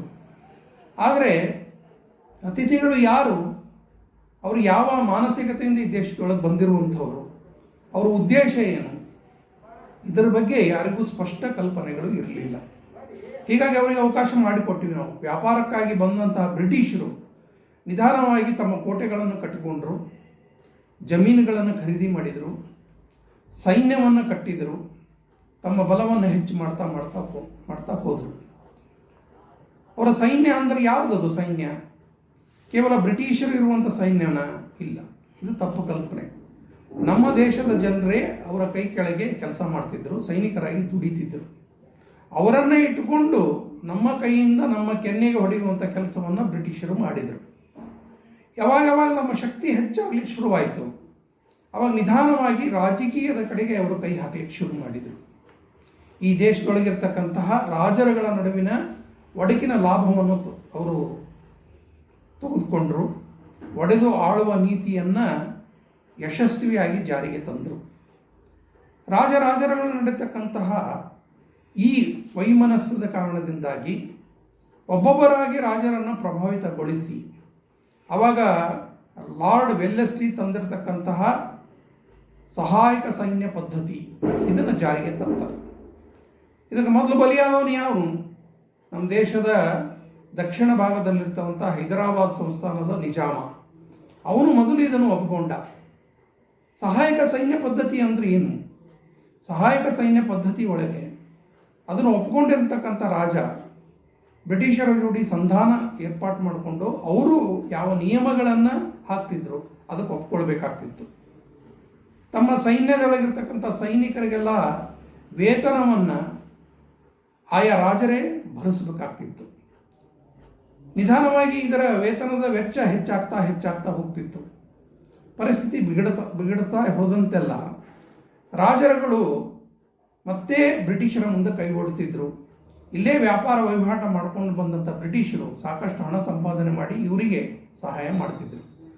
ಯಾವಾಗ ಹಣದ ಜಾಲದೊಳಗೆ ಇವರು ಬಿದ್ದರು, ಸಾಲದೊಳಗೆ ಬಿದ್ದರು, ಅವರು ಹೇಳ್ದಂಗೆ ಇವರು ಕೇಳುವಂಥ ಪರಿಸ್ಥಿತಿ ನಿರ್ಮಾಣ ಆಗ್ತಿತ್ತು. ಸಹಾಯಕ ಸೈನ್ಯ ಪದ್ಧತಿಯನ್ನು ತಗೊಂಡು ಒಂದೊಂದು ರಾಜ್ಯಗಳ ಮೇಲೆ ತಮ್ಮ ಪ್ರಭಾವವನ್ನು ಬೀರ್ತಾ ಬ್ರಿಟಿಷರು ನಿಧಾನವಾಗಿ ಮತ್ತೊಂದು ಕಾನೂನು ತಂದಿದ್ದು, ತಾವು ಯಾವ ರಾಜ್ಯರ ಜೋಡಿ ಸಂಧಾನ ಮಾಡ್ಕೊಂಡಿದ್ರು, ಗೆಳೆತನ ಮಾಡ್ಕೊಂಡಿದ್ರು, ಅವರ ಆಡಳಿತದಲ್ಲಿ ಹಸ್ತಕ್ಷೇಪ ಮಾಡ್ತಿದ್ರು. ವಿಚಿತ್ರ ನಿಯಮಗಳಿದ್ದು ಸಹಾಯಕ ಸೈನ್ಯ ಪದ್ಧತಿ ಒಳಗೆ. ಯಾವ ರಾಜರು ಈ ಸಹಾಯಕ ಸೈನ್ಯ ಪದ್ಧತಿಯನ್ನು ಒಪ್ಪಿಕೊಳ್ತಿದ್ರು, ಅವರು ಇನ್ನೊಬ್ಬ ರಾಜರ ಜೋಡಿ ಸಂಧಾನ ಮಾಡ್ಕೊಳ್ಳೋದಾಗಲಿ ಯುದ್ಧ ಮಾಡೋದಾಗಲಿ ಮಾಡಬೇಕಾದ್ರೆ ಮೊದಲು ಇವರು ಒಪ್ಪಿಗೆ ತಗೊಳ್ಬೇಕಾಗ್ತಿತ್ತು, ಬ್ರಿಟಿಷರ ಒಪ್ಪಿಗೆ ತಗೊಳ್ಬೇಕಾಗ್ತಿತ್ತು. ಮತ್ತು ಬ್ರಿಟಿಷರು ಹೇಳುವಂತಹ ಎಲ್ಲ ನಿಯಮಗಳಿಗೆ ಅವರು ತಲೆ ಒಡ್ಡಬೇಕಾಗ್ತಿತ್ತು. ಇಂತಹ ಒಂದು ಅಸಹಾಯಕ ಪರಿಸ್ಥಿತಿಯನ್ನು ಆ ರಾಜರುಗಳಿಗೆ ಅವರು ಮಾಡಿಬಿಡ್ತಿದ್ರು. ಇದರಿಂದಾಗಿ ಅನೇಕ ರಾಜಮನೆತನಗಳಿಗೆ ಅಸಮಾಧಾನ ಶುರುವಾಯಿತು. ಅದರೊಳಗಂತೂ ದತ್ತು ಮಕ್ಕಳಿಗೆ ಹಕ್ಕಿಲ್ಲ ಅನ್ನುವಂಥ ಕಾನೂನು ಏನು ಬಂತು, ಆ ಕಾನೂನಿನಿಂದ ಈ ದೇಶದ ಅನೇಕ ಸಂಸ್ಥಾನಗಳು, ನಮ್ಮ ಕಿತ್ತೂರು ಸಂಸ್ಥಾನ ಇರ್ಬೋದು, ನರಗುಂದದ ಸಂಸ್ಥಾನ ಇರ್ಬೋದು, ಸಣ್ಣದಾದಂಥ ಹಮ್ಮಿಗಿ ದೇಸಾಯರ ಮನೆತನ ಇರಬಹುದು, ಅಂಥ ಮನೆತನಗಳಿಂದ ಹಿಡಿದು ದೊಡ್ಡ ದೊಡ್ಡ ರಾಜ್ಯಗಳು, ನಾಗ್ಪುರದಂಥ ಸಂಸ್ಥಾನ, ಅವಧ್ನಂಥ ಸಂಸ್ಥಾನ, ಸತಾರ್ ಅಂತ ಸಂಸ್ಥಾನ, ಈ ಎಲ್ಲ ಸಂಸ್ಥಾನಗಳು ಈ ಕಾನೂನು ನಡಿಯೊಳಗೆ ತಂದು ಆ ಎಲ್ಲ ರಾಜ್ಯಗಳನ್ನು ಕಬಳಿಸುವಂತಹ ದುಷ್ಟ ಪ್ರಯತ್ನವನ್ನು ಬ್ರಿಟಿಷರು ಮಾಡಿದರು. ಇದರ ಪರಿಣಾಮವಾಗಿ ಈ ದೇಶದಲ್ಲಿ ಪ್ರಮುಖ ಸಂಸ್ಥಾನಗಳ ರಾಜರುಗಳ ಮನಸ್ಸುಗಳಲ್ಲಿ ಅಸಮಾಧಾನ ಉಂಟಾಯಿತು. ಇದೆಲ್ಲ ಕ್ರಾಂತಿ ಪುಟಿದೆ ಹೇಳಲಿಕ್ಕೆ ನಾನು ಆಗಲೇ ಹೇಳಿದೆ, ಇದರ ಹಿಂದಿನ ಗವರ್ನರ್ ಜನರಲ್ಗಳು ಕಾರಣ ಅಂತಂದು. ಇನ್ನು ಸೈನಿಕರ ಸ್ಥಿತಿ ಹೇಗಿತ್ತು ಕಂಪನಿ ಆಡಳಿತದೊಳಗೆ? ಹಿಂದೆಲ್ಲ ಯುದ್ಧ ಆದಾಗ ರಾಜ ಮಹಾರಾಜರುಗಳು ತಮ್ಮ ಸೈನಿಕರಿಗೆ ವಿಜಯ ಸಂಪಾದನೆ ಮಾಡಿದ ಮೇಲೆ ವಿಜಯೋತ್ಸವದ ಕಾರಣದಿಂದಾಗಿ ಅವರಿಗೆ ಹಳ್ಳಿಗಳನ್ನೇ ಉಂಬಳಿಯಾಗಿ ಕೊಡ್ತಿದ್ದರು, ಬಹುಮಾನಗಳನ್ನು ಕೊಡ್ತಿದ್ರು, ಹಣವನ್ನು ಕೊಡ್ತಿದ್ರು, ಜಮೀನುಗಳನ್ನು ಕೊಡ್ತಿದ್ರು. ಈ ರೀತಿ ಪ್ರತಿಫಲ ಸಿಗ್ತಿತ್ತು, ಸೈನಿಕರಿಗೆ ಉತ್ಸಾಹ ಇರ್ತಿತ್ತು. ಯಾವಾಗ ಬ್ರಿಟಿಷರು ತಮ್ಮ ಕೈಗೆ ಈ ಎಲ್ಲ ಸಂಸ್ಥಾನಗಳನ್ನು ತಗೊಂಡ್ರು, ಕಂಪನಿ ಆಡಳಿತ ಆರಂಭ ಆಯಿತು, ಈ ಸೈನಿಕರಿಗೆ ಪ್ರತಿಫಲ ಸಿಗೋದು ನಿಂತು ಹೋಯಿತು. ಇದರ ಪರಿಣಾಮ ಏನಾಯಿತು? ಸೈನಿಕರಲ್ಲಿ ಅಸಮಾಧಾನ ಮೂಡಲಿಕ್ಕೆ ಆರಂಭ ಆಯಿತು. ಇನ್ನು ಸಂಸತ್ತಿನಲ್ಲಿ ಮ್ಯಾಂಗಲ್ಸ್ ಅನ್ನುವಂಥ ಒಂದು ಭಾಷಣ ಮಾಡ್ತಾನೆ. ಇದರ ಇನ್ನೊಂದು ಕಾರಣ ಹೇಳ್ತೀನಿ, ನಾನು ನಮ್ಮ ದೇಶದ ಮೇಲೆ ಆಗಿರ್ತಕ್ಕಂಥ ಒಂದು ದೌರ್ಜನ್ಯ ಅಂತ ಬ್ರಿಟಿಷರಿಂದ ಆಗಿದ್ದೇನಂತಂದರೆ, ಆ ಮ್ಯಾಂಗಲ್ಸ್ ಅನ್ನೋನು ಅವತ್ತಿನ ಇಂಗ್ಲೆಂಡಿನ ಸಂಸತ್ತಿನಲ್ಲಿ ಭಾಷಣ ಮಾಡ್ತಾನೆ. ಕ್ರಿಸ್ತನ ಧ್ವಜವನ್ನು ಭಾರತದ ಉದ್ದಗಲಕ್ಕೂ ಹರಡುವ ಸಲುವಾಗಿಯೇ ಇವತ್ತು ಈಸ್ಟ್ ಇಂಡಿಯಾ ಕಂಪ್ನಿ ಕೆಲಸ ಮಾಡ್ತಾ ಇರೋದು, ಅದಕ್ಕೆ ಯೋಗ್ಯವಾದಂತಹ ಭೂಮಿ ಭಾರತ ಅಂತ ಅವನು ಎದೆ ತಟ್ಟುಕೊಂಡು ಸಂಸತ್ತಿನಲ್ಲಿ ಭಾಷಣ ಮಾಡಿದ್ದ. ಇದರ ಪರಿಣಾಮ ಏನಾಯಿತು ಅಂತಂದರೆ, ನಮ್ಮ ದೇಶದೊಳಗೆ ಇಲ್ಲಿ ಆಡಳಿತ ನಡೆಸ್ತಕ್ಕಂತಹ ಈ ಈಸ್ಟ್ ಇಂಡಿಯಾ ಕಂಪನಿಯ ಅಧಿಕಾರಿಗಳು ಅವರು ಕಂಡುಕೊಂಡ ಸತ್ಯ ಏನಂದರೆ, ಈ ದೇಶದ ಅಂತಃಸತ್ವ ಇರೋದು ಇವರ ಧಾರ್ಮಿಕ ಮನೋಭಾವನೆಯಲ್ಲಿ. ಹೀಗಾಗಿ ಈ ಧಾರ್ಮಿಕ ಮನೋಭಾವನೆಗೆ ನಾವು ಪೆಟ್ಟು ಕೊಟ್ಟರೆ ಇವರಲ್ಲಿ ರಾಷ್ಟ್ರೀಯ ಪ್ರಜ್ಞೆ ನಾಶ ಆಗಲಿಕ್ಕೆ ಸಾಧ್ಯ. ಆಗ ಈ ದೇಶವನ್ನು ನಾವು ನಮ್ಮ ಕೈಗೆ ತಗೊಳ್ಳಿಕ್ಕೆ ಸಾಧ್ಯ ಅಂತ ಅವರು ಮನಗಂಡರು. ಹೀಗಾಗಿ ಅವರು ಮಾಡಿದಂತಹ ಒಂದು ಕುಕೃತ್ಯ ಏನು ಅಂತಂದರೆ, ಈ ದೇಶದ ಜನರನ್ನು ಮತಾಂತರ ಮಾಡುವಂಥ ಪ್ರಯತ್ನ. ಇದರ ಪರಿಣಾಮವಾಗಿ ಅವರು ಮಾಡಿದ ಕೆಲಸ ಏನು ಅಂತಂದರೆ, ಅವರು ಈ ದೇಶದಲ್ಲಿ ಇರ್ತಕ್ಕಂಥ ಮಠ ಮಂದಿರಗಳಿಗೆ ಬರುವಂಥ ಎಲ್ಲ ದತ್ತಿಗಳನ್ನು ನಿಲ್ಲಿಸಿದರು, ಮಸೀದಿಗಳಿಗೆ ಸಿಗ್ತಕ್ಕಂಥ ಎಲ್ಲ ದತ್ತಿಗಳನ್ನು ನಿಲ್ಲಿಸಿದರು. ಪರಿಣಾಮವಾಗಿ ಮಠ ಮಂದಿರ ಮತ್ತು ಮಸೀದಿಗಳ ಪ್ರಮುಖರಲ್ಲಿ ಅಸಮಾಧಾನ ಹೊಗೆ ಆರಂಭ ಆಯಿತು. ಅಷ್ಟೇ ಅಲ್ಲ, ನಮ್ಮ ದೇಶದ ಜನರನ್ನು ಅವರು ಬಹಳ ಕೀಳಾಗಿ ಹೀದನ್ಸ್ ಅಂತ ಕರೀತಿದ್ರು, ಅಂತ ತೀರ ಹಿಂದುಳಿದವರು, ನೀಚ ಜಾತಿಯವರು ಅಂತ. ಹೀಗಾಗಿ ಬರೀ ಇಷ್ಟಕ್ಕೆ ಬಿಡಲಿಲ್ಲ, ಅವರು ಕ್ರಿಶ್ಚಿಯನ್ ಚರ್ಚ್ಗಳಿಗೆ ಹೆಚ್ಚಿನ ಮಹತ್ವ ಕೊಡಲಿಕ್ಕೆ ಶುರು ಮಾಡಿದರು, ಮಿಷನರಿಗಳಿಗೆ ಎಲ್ಲ ರೀತಿಯ ಸಹಾಯ ಮಾಡಲಿಕ್ಕೆ ಶುರು ಮಾಡಿದರು. ಈ ದೇಶದಲ್ಲಿರ್ತಕ್ಕಂತಹ ಬಡತನವನ್ನು, ಬರಗಾಲವನ್ನು ಲಾಭ ಮಾಡಿಕೊಂಡು ಮಿಷನರಿಗಳು ಮತಾಂತರದ ಚಟುವಟಿಕೆಗೆ ಕೈ ಹಾಕಲಿಕ್ಕೆ ಶುರು ಮಾಡಿದರು. ಯಾವಾಗಿದು ಆರಂಭ ಆಯಿತು, ಈ ದೇಶದ ಇಬ್ಬರು ವ್ಯಕ್ತಿಗಳು ನಮ್ಮ ದೇಶದ ಸ್ವಾತಂತ್ರ್ಯ ಹರಣ ಆಗ್ತಾ ಇದೆ ಅನ್ನೋದನ್ನು ಕಂಡುಕೊಂಡ್ರು. ಅದರೊಳಗೆ ಮೊದಲೇದಾಗಿರೋದು ಮಹಾರಾಷ್ಟ್ರದ ನಾನಾ ಫಡ್ನವೀಸ್, ಎರಡನೇದವನು ಮೈಸೂರಿನ ಹೈದರಾಲಿ ಬಗ್ಗೆ ಹೇಳಬೇಕಾದ್ರೆ ನಮ್ಮ ಮನಸ್ಸಿಗೆ ಒಂದಿಷ್ಟು ಕಿರುಕುಳ ಅನಿಸ್ಬೋದು. ಯಾಕಂತಂದರೆ ಹೈದರಾಲಿ ಅವತ್ತಿನ ದಿನ ಮೈಸೂರು ಸಂಸ್ಥಾನವನ್ನು ಆಳ್ತಿದ್ದ, ಬ್ರಿಟಿಷರ ವಿರೋಧಿಯಾಗಿದ್ದ, ತನ್ನ ಸ್ವಾರ್ಥಕ್ಕಾಗಿ ಮಾಡ್ತಿದ್ದ ಅವನು. ಆದರೆ ಅವನಿಗೆ ಅನಿಸಿದ್ದು ನಮ್ಮ ಸ್ವಾತಂತ್ರ್ಯ ಹರಣ ಆಗ್ಲಿಕ್ಕಿದ್ದ ಅಂತ. ಇನ್ನು ಈ ಎಲ್ಲ ದಂಗೆಯ ಹಿಂದಿನ ಪಾತ್ರಧಾರಿಗಳು ಬಹಳ ಪ್ರಮುಖ ಪಾತ್ರವನ್ನು ವಹಿಸಿದರು. ಅವರ ಬಗ್ಗೆ ಆನಂತರ ಹೇಳ್ತೀನಿ. ಯಾವಾಗ ಈ ದೇಶದೊಳಗೆ ಇದನ್ನು ದಂಗೆ ನಡೀಬೇಕು ಅಂತ ಯೋಚನೆ ಆದಾಗ ಅದಕ್ಕೆ ನೇತೃತ್ವ ವಹಿಸಿದವನು ನಾನಾ ಸಾಹೇಬ್ ಪೇಶ್ವೆ. ಆತ ಬಾಜಿರಾಯ ಪೇಶ್ವೆ ವಂಶಸ್ಥನು ಅವನು. ಎರಡನೇ ಬಾಜಿರಾಯ ಯಾವಾಗ ಆತ ಶಕ್ತಿಶಾಲಿ ರಾಜನೂ ಇರಲಿಲ್ಲ, ಬ್ರಿಟಿಷರ ಅಡಿಯಾಳ ಆಗಿ ಅವರ ಗೆಳೆತನ ಸಂಪಾದನೆ ಮಾಡಿಕೊಂಡು ವರ್ಷಕ್ಕೆ 8 ಲಕ್ಷದಷ್ಟು ಮಾಸಾಶನ ತಗೊಂಡು ಇರುವಂಥವನು. ಯಾವಾಗ ಆತನ ಮಕ್ಕಳಿರಲಿಲ್ಲ, ಆವಾಗ ನಾನಾ ಸಾಹೇಬನನ್ನು ಆತ ದತ್ತಕ್ಕೆ ತಗೊಳ್ತಾನೆ. ಈ ಮಾಸಾಶನ ಮುಂದುವರಿಸಬೇಕು ಅಂತ ಯಾವಾಗ ನಾನಾ ಸಾಹೇಬ್ ಬ್ರಿಟಿಷರ ಮುಂದೆ ತನ್ನ ಕೋರಿಕೆಯನ್ನು ಇಟ್ಟಾಗ ಅದನ್ನು ಅವ್ರು ನಿರಾಕರಣೆ ಮಾಡಿ ದತ್ತು ಮಕ್ಕಳಿಗೆ ಹಕ್ಕಿಲ್ಲ ಅನ್ನುವಂಥ ಕಾನೂನನ್ನು ಅವನಿಗೆ ತಿಳಿಸ್ತಾರೆ. ಇದರಿಂದ ಅಸಮಾಧಾನಗೊಂಡಂಥ ನಾನಾ ಸಾಹೇಬ್ ಅದಕ್ಕೊಂದು ಪ್ರಯತ್ನ ಮಾಡ್ತಾನೆ. ಅಜಿಮುಲ್ಲಾ ಖಾನ್ ಅಂತಕ್ಕಂಥ ಒಬ್ಬ ವಕೀಲ ಅವನನ್ನು ಇಂಗ್ಲೆಂಡಿಗೆ ಕಳಿಸ್ಕೊಡ್ತಾನೆ. ಅವನು 13 ವರ್ಷ ಇದ್ದ ಅಜಿಮುಲ್ಲಾ ಖಾನ್. ಹಂಗೆ ನೋಡಿದ್ರೆ ಅಜಿಮುಲ್ಲಾ ಖಾನ್ ಭಾಳ ಬಡತನದ ಮನೆತನದಿಂದ ಬಂದಂಥವನು, ನೋಡ್ಲಿಕ್ಕೆ ಭಾಳ ಸುಹೃದ್ರೂಪಿ ಇದ್ದ. ಅವನು ಒಳ್ಳೆಯ ಮಾತುಗಾರ, ಬೇರೆ ಬೇರೆ ಭಾಷೆಗಳಲ್ಲಿ ಪಾಂಡಿತ್ಯ ಇತ್ತು ಅವನಿಗೆ, ಇಂಗ್ಲೀಷನ್ನು ಚೆನ್ನಾಗಿ ಮಾತಾಡ್ತಿದ್ದ. ಅವನು ಪ್ರತಿಭೆಯನ್ನು ನೋಡಿ ನಾನಾ ಸಾಹೇಬ್ ತನ್ನ ಹತ್ರ ಇಟ್ಟುಕೊಂಡಿದ್ದ, ಅವನನ್ನು ರಾಯಭಾರಿಯಾಗಿ ಕಳಿಸಿದ. ಅಲ್ಲಿಂದ ಈ ಕ್ರಾಂತಿಯ ಬೀಜಾರೋಪಣ ಆಗಿರುವಂಥದ್ದು. ಹೀಗಾಗಿ ಆ ಪಾತ್ರಧಾರಿಗಳ ಬಗ್ಗೆ ಒಬ್ಬೊಬ್ಬರದೇ ಒಂದು ದೊಡ್ಡ ದೊಡ್ಡ ಕಥೆ ಇದೆ. ಸಂಕ್ಷಿಪ್ತದಲ್ಲಿ ಹೇಳುವಂಥ ಪ್ರಯತ್ನವನ್ನು ನಾನು ಮಾಡ್ತೀನಿ. ಮೊದಲನೇದಾಗಿ ಈ ಕ್ರಾಂತಿಯ ಬೀಜ ಬಿತ್ತಿದಂಥ ನಾನಾ ಸಾಹೇಬ್ ಆತ ಮಾಡಿದಂಥ ಕೆಲಸ ಏನು ಅಂತಂದರೆ, ಈ ದೇಶದ ಇನ್ನು ಉಳಿದ ಯಾರ್ಯಾರು ಸಂಸ್ಥಾನ ಪ್ರಮುಖರಿದ್ದರು, ಯಾರ್ಯಾರು ಅಸಮಾಧಾನಗೊಂಡಿದ್ದರು ಅವ್ರನ್ನೆಲ್ಲರನ್ನೂ ಸೇರಿಸುವಂಥ, ಅವ್ರನ್ನೆಲ್ಲರನ್ನು ಪರಿಚಯ ಮಾಡಿಕೊಂಡು ಅವರಲ್ಲಿ ಈ ಸ್ವಾತಂತ್ರ್ಯ ಹೋರಾಟದ ಕಿಡಿಯನ್ನು ಹಚ್ಚಬೇಕು ಅನ್ನುವಂಥ ಪ್ರಯತ್ನ ಆತ ಮಾಡಿದ. ಸತಾರ ರಾಜ್ಯದೊಳಗೆ ರಂಗೋ ಬಾಪೂಜಿ ಅಂತ ಇದ್ದ ಅವನು ಈ ಕ್ರಾಂತಿ ಕಾರ್ಯದಲ್ಲಿ ಪ್ರಮುಖ ಪಾತ್ರ ವಹಿಸಿದ. ಕುಂವರ ಸಿಂಹ ಬಿಹಾರದ ರಾಜ ಆತ, ಜಗದೀಶಪುರದ ರಾಜ, ಆತನೂ ಕೂಡ ಇದರೊಳಗೆ ಭಾಗವಹಿಸಿದವನು. ಅಜಿಮುಲ್ಲಾ ಖಾನ್ ನಾನು ಆಗಲೇ ಹೇಳಿದೆ. ಬಹದ್ದೂರ್ ಶಾ ಜಫರ್ ಅವನು ಮೊಘಲ ವಂಶಸ್ಥ, ಕೊನೆಯ ದೊರೆ. ಹಾಗೆ ನಮ್ಮ ಕರ್ನಾಟಕದೊಳಗೂ 2-3 ಸಂಸ್ಥಾನಗಳು ಈ ಸ್ವಾತಂತ್ರ್ಯ ಹೋರಾಟದಲ್ಲಿ ಪಾಲ್ಗೊಂಡಿರುವಂಥದ್ದೇ. ಸುರಪುರದ ವೆಂಕಟಪ್ಪ ನಾಯಕ, ನರಗುಂದದ ಬಾಬಾ ಸಾಹೇಬ, ಮುಂಡ್ರಗಿಯ ಭೀಮರಾಯ, ಹಾಗೆ ಮುಧೋಳದ, ಬಾಗಲಕೋಟೆ ಜಿಲ್ಲೆ ಮುಧೋಳದ ಹಲಗಲಿ ಬೇಡ್ರು, ಇವರೆಲ್ಲರೂ ಕೂಡ ಈ ಒಂದು ಕ್ರಾಂತಿಕಾರಿ ಸಂಗ್ರಾಮದಲ್ಲಿ ತಮ್ಮ ಪಾಲನ್ನು ಸಮರ್ಪಕವಾಗಿ ಸಮರ್ಪಣೆಯನ್ನು ಮಾಡಿದರು. ಹೀಗಾಗಿ ಒಬ್ಬೊಬ್ಬರ ಬಗ್ಗೆ ಒಂದು ಸ್ವಲ್ಪ ತಿಳಿಸುವಂಥ ಪ್ರಯತ್ನ ಮಾಡ್ತೀನಿ. ಅದರೊಳಗೆ ಮುಖ್ಯ ಉದ್ದೇಶ ಇರೋದು, ಯಾರೋ ಅಜ್ಞಾತ ಬಲಿದಾನಿಗಳು ಈ ದೇಶದೊಳಗೆ ಈ ಸ್ವಾತಂತ್ರ್ಯ ಸಮರದಲ್ಲಿ ಹೋರಾಟ ಮಾಡಿದ್ರೋ ಅವರ ಬಗ್ಗೆ ಸಂಕ್ಷಿಪ್ತವಾದ ಮಾಹಿತಿಯನ್ನು ಕೊಡುವಂಥ ಪ್ರಯತ್ನವನ್ನು ಮಾಡ್ತೀನಿ. ಇದರೊಳಗೆ ನಾನಾ ಸಾಹೇಬ್ ಪೇಶ್ವೆ ಬಗ್ಗೆ ಆಗಲಿ, ಝಾನ್ಸಿ ರಾಣಿ ಲಕ್ಷ್ಮೀಬಾಯಿಯ ಬಗ್ಗೆ ಆಗಲಿ ಇದ್ರ ಬಗ್ಗೆ ಹೆಚ್ಚು ಉಲ್ಲೇಖ ನಾನು ಮಾಡಲಿಕ್ಕೆ ಹೋಗಲ್ಲ. ಇದರೊಳಗೆ ರಂಗೋ ಬಾಪೂಜಿ ಬಗ್ಗೆ ಹೇಳಿದೆ. ಸತಾರ ರಾಜ್ಯದವನು. ಸತಾರ ರಾಜ್ಯದೊಳಗೆ ಏನಾಗಿತ್ತು ಅಂದರೆ ಇದೇ ಸಮಸ್ಯೆ. ಅಲ್ಲಿರ್ತಕ್ಕಂತಹ ರಾಜ, ಆ ರಾಜನನ್ನು ಅವನು ಬ್ರಿಟಿಷರ ವಿರುದ್ಧ ಇವನು ಇದ್ದಾನೆ ಅನ್ನುವಂಥ ಭಾವ ಯಾವಾಗ ಕಂಪ್ನಿ ಸರ್ಕಾರಕ್ಕೆ ಬಂತು, ಅವರನ್ನು ಪಕ್ಕಕ್ಕೆ ಇಟ್ಟುಕೊಂಡು ಮತ್ತೊಬ್ಬನ ತಂದು ಅಲ್ಲಿ ಕೂಡಿಸಿದ್ರು. ತಮ್ಮ ಕೈಗೊಂಬೆ ಅಂತ ಇರುವಂತಹ ವ್ಯಕ್ತಿಯನ್ನು ತಂದು ಕೂಡಿಸ್ಕೊಳ್ತಾರೆ. ಆ ವ್ಯಕ್ತಿಗೆ ಯಾವಾಗ ಮಕ್ಕಳಾಗಂಗಿಲ್ಲ, ಆಗ ದತ್ತು ಮಗುವನ್ನು ತಗೊಂಡಾಗ ಅದನ್ನು ನಿರಾಕರಣೆ ಮಾಡಿದರು ಬ್ರಿಟಿಷರು. ಮಾಡಿದಾಗ ಅದು ಬರಬೇಕಾದಂಥ ಎಲ್ಲ ಮಾಸಾಶನಗಳು ಇತ್ಯಾದಿಗಳು ನಿಂತು ಹೋಯಿತು.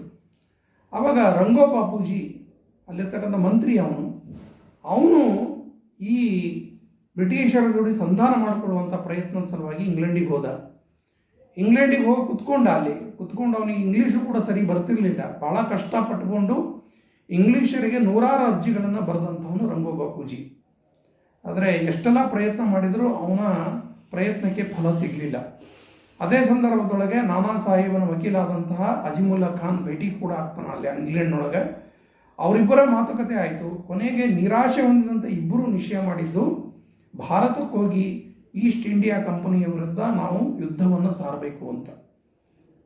ವಾಪಸ್ ರಂಗೋ ಬಾಪೂಜಿ ಭಾರತಕ್ಕೆ ಬಂದ. ಸತಾರ ರಾಜ್ಯದೊಳಗೆ ಇದ್ದುಕೊಂಡು ಸುತ್ತಮುತ್ತಲಿರ್ತಕ್ಕಂಥ ಸೈನಿಕ ಛಾವಣಿಗಳ ಮೂಲಕ ಅಲ್ಲೆಲ್ಲ ಈ ಸಂಗ್ರಾಮದ ಸಂದೇಶವನ್ನು ಬೀರ್ತಾ ಸಂಘಟನೆ ಕಾರ್ಯದಾಗ ಆತ ಕೈ ಹಾಕಿದ.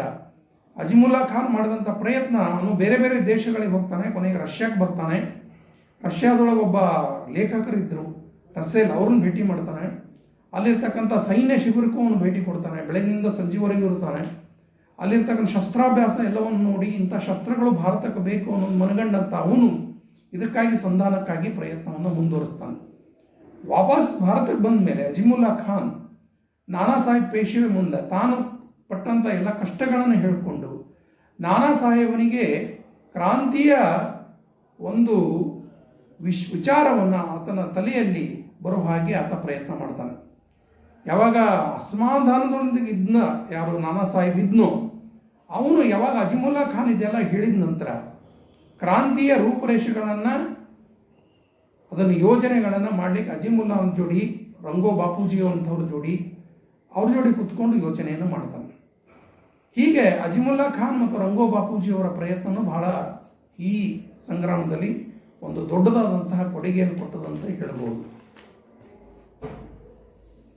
ಇನ್ನು ನಾನು ಕರ್ನಾಟಕದ ಏನು ಹೋರಾಟ ಮಾಡಿದ್ರು 1857 ಸ್ವಾತಂತ್ರ್ಯ ಸಂಗ್ರಾಮದೊಳಗೆ ಅವರ ಬಗ್ಗೆ ಒಂದು ಸಣ್ಣ ವಿವರವನ್ನು ಕೊಡುವಂಥ ಪ್ರಯತ್ನ ಮಾಡ್ತೀನಿ. ಸುರಪುರದ ವೆಂಕಟಪ್ಪ ನಾಯಕ ಇದ್ದ. ಅವನು ಸಣ್ಣವನಿದ್ದಾಗ ಅವನ ತಂದೆ ತೀರ್ಕೊಂಡಾಗ ಅವಾಗ ಈತ ರಾಜ ಆಗ್ತಾನೆ. ಟೇಲರ್ ಅಂತಕ್ಕಂಥ, ಅದು ಕೂಡ ಬ್ರಿಟಿಷರ ಸಾಮಂತ ರಾಜ್ಯನೇ ಅದು. ಟೇಲರ್ ಅಂತಕ್ಕಂಥ ಒಬ್ಬ ಪ್ರತಿನಿಧಿ ಅಲ್ಲಿದ್ದ. ಟೇಲರ್ನಿಗೂ ಮತ್ತು ವೆಂಕಟಪ್ಪ ನಾಯಕನಿಗೂ ಬಹಳಷ್ಟು ಘನಿಷ್ಠ ಸಂಬಂಧ ಇತ್ತು. ವೆಂಕಟಪ್ಪ ನಾಯಕ ಟೇಲರ್ನಿಗೆ ಅಪ್ಪ ಅಂತಲೇ ಕರೀತಿದ್ದ. ಇಂಗ್ಲೀಷನ್ನು ಚೆನ್ನಾಗಿ ಮಾತಾಡ್ತಿದ್ದ, ವೀರ ಬಹಳಷ್ಟು. ಆದರೆ ನಿಧಾನವಾಗಿ ಬ್ರಿಟಿಷರ ಕಾರಸ್ಥಾನ ಇತ್ಯದು ಅವನಿಗೆ ಗೊತ್ತಾಗ್ಲಿಕ್ಕೆ ಶುರುವಾಯಿತು. ಅಲ್ಲಿವರೆಗೂ ಅವನು ಶಾಂತವಾಗಿ ಇದ್ದ, ಬ್ರಿಟಿಷರ ಜೋಡಿ ಒಳ್ಳೆಯ ಸಂಬಂಧವನ್ನು ಇಟ್ಟುಕೊಂಡಿದ್ದ. ಆದರೆ ಯಾವಾಗ ನಿಧಾನವಾಗಿ ಬ್ರಿಟಿಷರು ಆಡಳಿತದೊಳಗೆ ಹಸ್ತಕ್ಷೇಪ ಮಾಡಲಿಕ್ಕೆ ಶುರು ಮಾಡಿದರು, ಇದನ್ನು ವೆಂಕಟಪ್ಪ ನಾಯಕ ಸಹಿಸಲಿಲ್ಲ. ಹೀಗಾಗಿ ಅವನು ಒಳಗಿಂದ ಒಳಗನೆ 1857 ಸ್ವಾತಂತ್ರ್ಯ ಸಂಗ್ರಾಮದ ರೂವಾರಿಯಾದಂಥ ನಾನಾ ಸಾಹೇಬ್ ಪೇಶ್ವೆ ಬಳಿ ತನ್ನ ರಾಯಭಾರಿಯನ್ನು ಕಳಿಸಿ ಈ ಎಲ್ಲ ಹೋರಾಟಕ್ಕೂ ನಾನು ಸಿದ್ಧ ಇದ್ದೀನಿ ಅನ್ನುವಂಥ ಸಂದೇಶವನ್ನು ಕೊಡ್ತಾನೆ. ವಿಷಯ ಬ್ರಿಟಿಷರಿಗೆ ಯಾವಾಗ ಗೊತ್ತಾಯಿತು, ಆವಾಗ ಸುರಪುರದ ವೆಂಕಟಪ್ಪ ನಾಯಕನ ವಿರುದ್ಧ ಅವರು ತಮ್ಮ ಷಡ್ಯಂತ್ರವನ್ನು ಹೆಣಿಲಿಕ್ಕೆ ಶುರು ಮಾಡಿದರು. ಸೈನ್ಯಗಳನ್ನು ಕಳಿಸ್ಕೊಡ್ಲಿಕ್ಕೆ ಶುರು ಮಾಡಿದರು. ಸಿಂಧನೂರಿನೊಳಗೆ ಸೈನ್ಯ ಬಿಡ್ತು. ಲಿಂಗಸೂರಿನೊಳಗೆ ಛಾವಣಿ ಇತ್ತು, ಕಂಟೋನ್ಮೆಂಟ್. ಅಲ್ಲಿಂದ ಸೈನ್ಯವನ್ನು ಕಳಿಸಿ ಸುರಪುರದ ಮೇಲೆ ದಾಳಿ ಮಾಡಿಸುವಂಥ ಪ್ರಯತ್ನ ನಡೀತು. ಈ ಸಂದರ್ಭದೊಳಗೆ ಸುತ್ತಮುತ್ತಲಿನ ಹಳ್ಳಿಗಳು ಅವ್ರ ಕೈವಶ ಆಗ್ತಾ ಬಂತು. ಸುರಪುರದ ಕೋಟೆಗೆ ಲಗ್ಗೆ ಹಾಕಿದರು.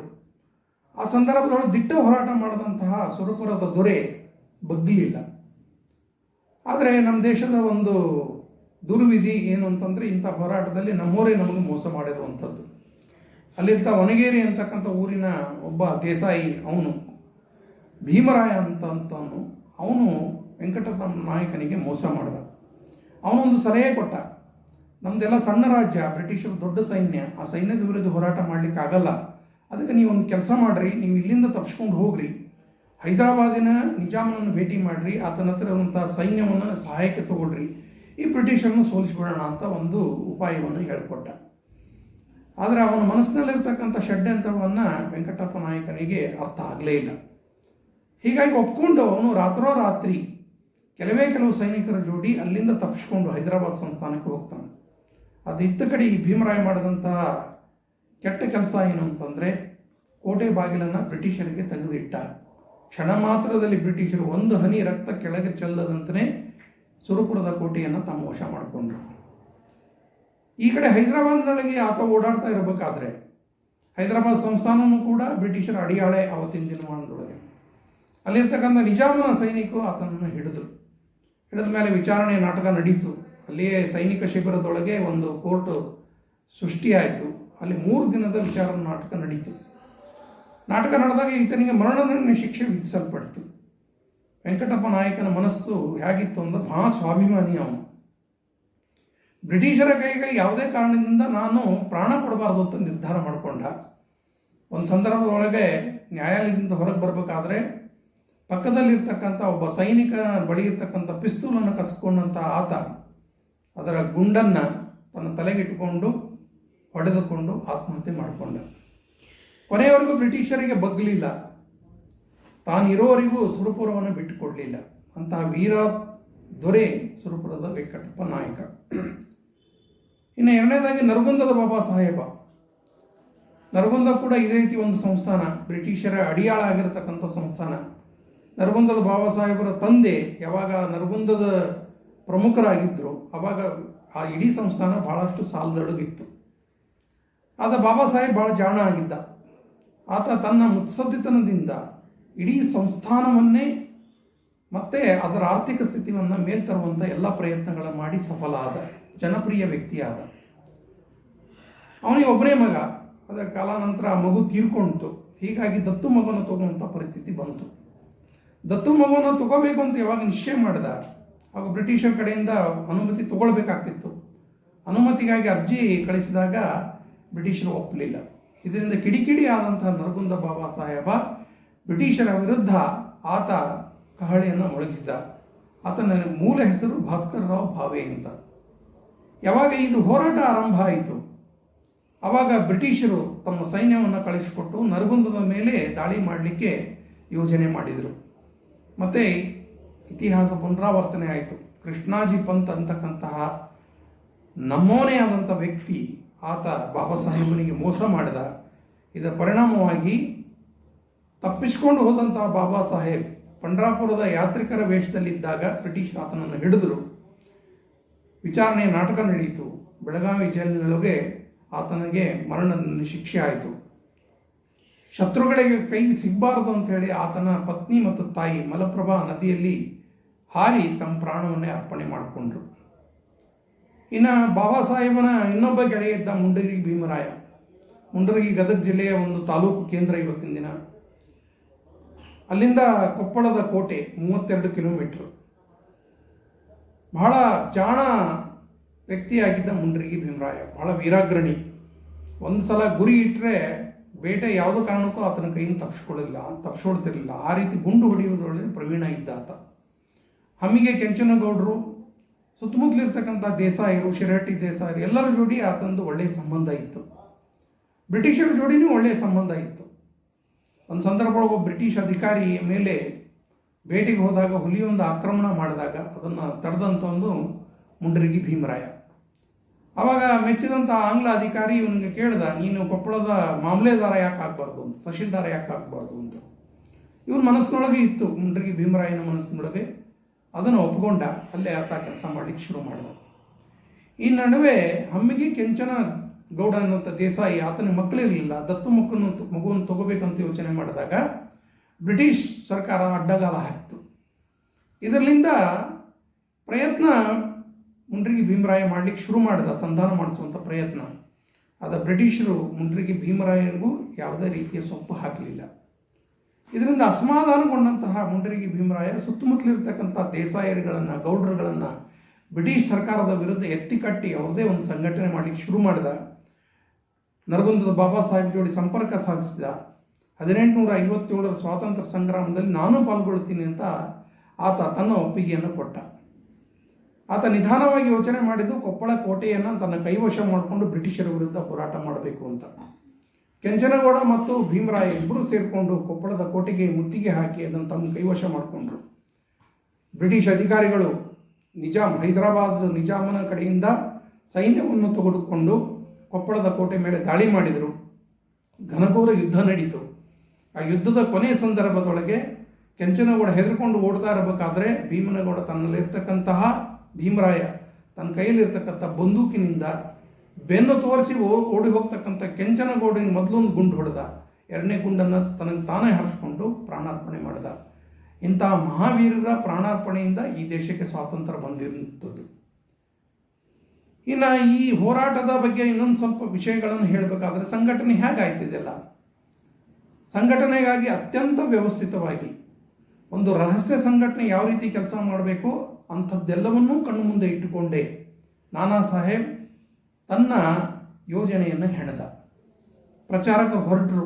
ಬೇರೆ ಬೇರೆ ಸಂಸ್ಥಾನಗಳ ರಾಜರುಗಳನ್ನು ಮಾತಾಡಿಸಿ, ಯಾರ್ಯಾರು ಅಸಮಾಧಾನದಿಂದಿದ್ದರೋ ಅಂಥವ್ರನ್ನೆಲ್ಲ ಮಾತಾಡಿಸಿ ಸ್ವಾತಂತ್ರ್ಯ ಹೋರಾಟದಲ್ಲಿ ಭಾಗವಹಿಸುವಂಥ ಪ್ರೇರೇಪಣೆ ನೀಡಿದರು.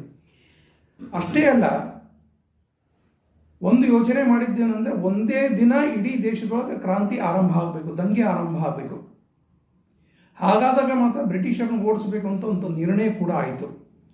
ಅತ್ಯಂತ ವ್ಯವಸ್ಥಿತವಾದ ಸಂಘಟನೆ ರಚನೆ ಆಯಿತು.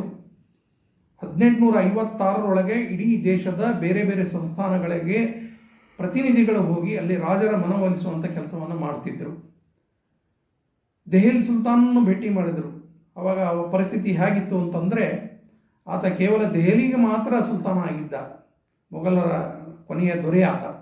ಆತನ ಹೆಂಡತಿ ಜೀನತ್ ಮಹಲ್, ಆಕೆಗೂ ಕೂಡ ಸ್ವಾತಂತ್ರ್ಯದ ಗಾಳಿಯಲ್ಲಿ ಉಸಿರಾಡಬೇಕು ಅನ್ನುವಂಥ ಪ್ರಬಲವಾದಂಥ ಆಸೆ ಇತ್ತು. ಈ ನಡುವೆ ಬ್ರಿಟಿಷರ ಮತ್ತು ಪರ್ಷಿಯಾದ ನಡುವೆ ಯುದ್ಧ ನಡೀತಿತ್ತು.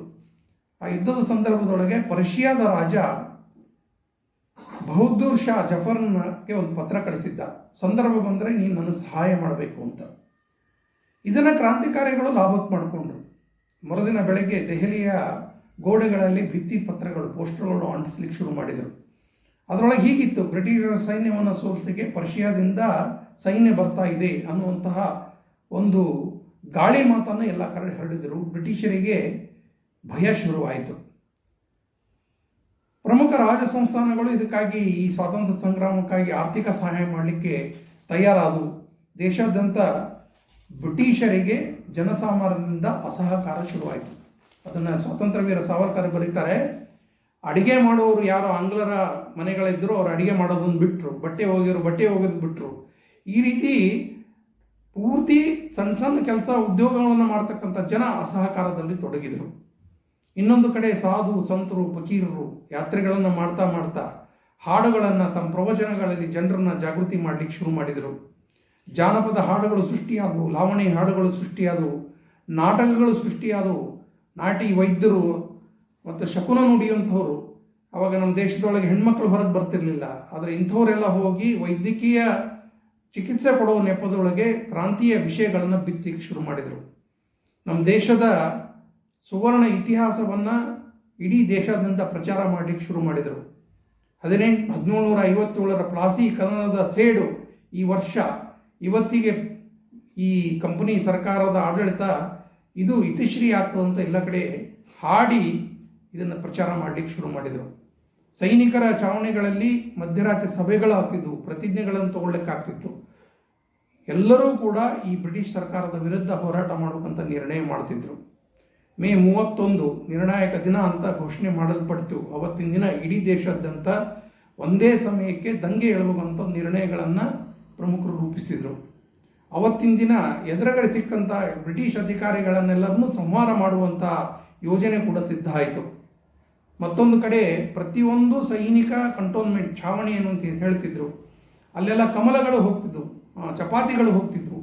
ಆ ಚಪಾತಿ ಸ್ವೀಕಾರ ಮಾಡಿದಂಥ ಆ ಸೈನಿಕರ ಪ್ರಮುಖರು ಆ ಚಪಾತಿಯ ಒಂದು ತುಂಡನ್ನು ಸ್ವೀಕಾರ ಮಾಡ್ತಿದ್ರು, ಉಳಿದವ್ರಿಗೆ ಹಂಚ್ತಿದ್ರು.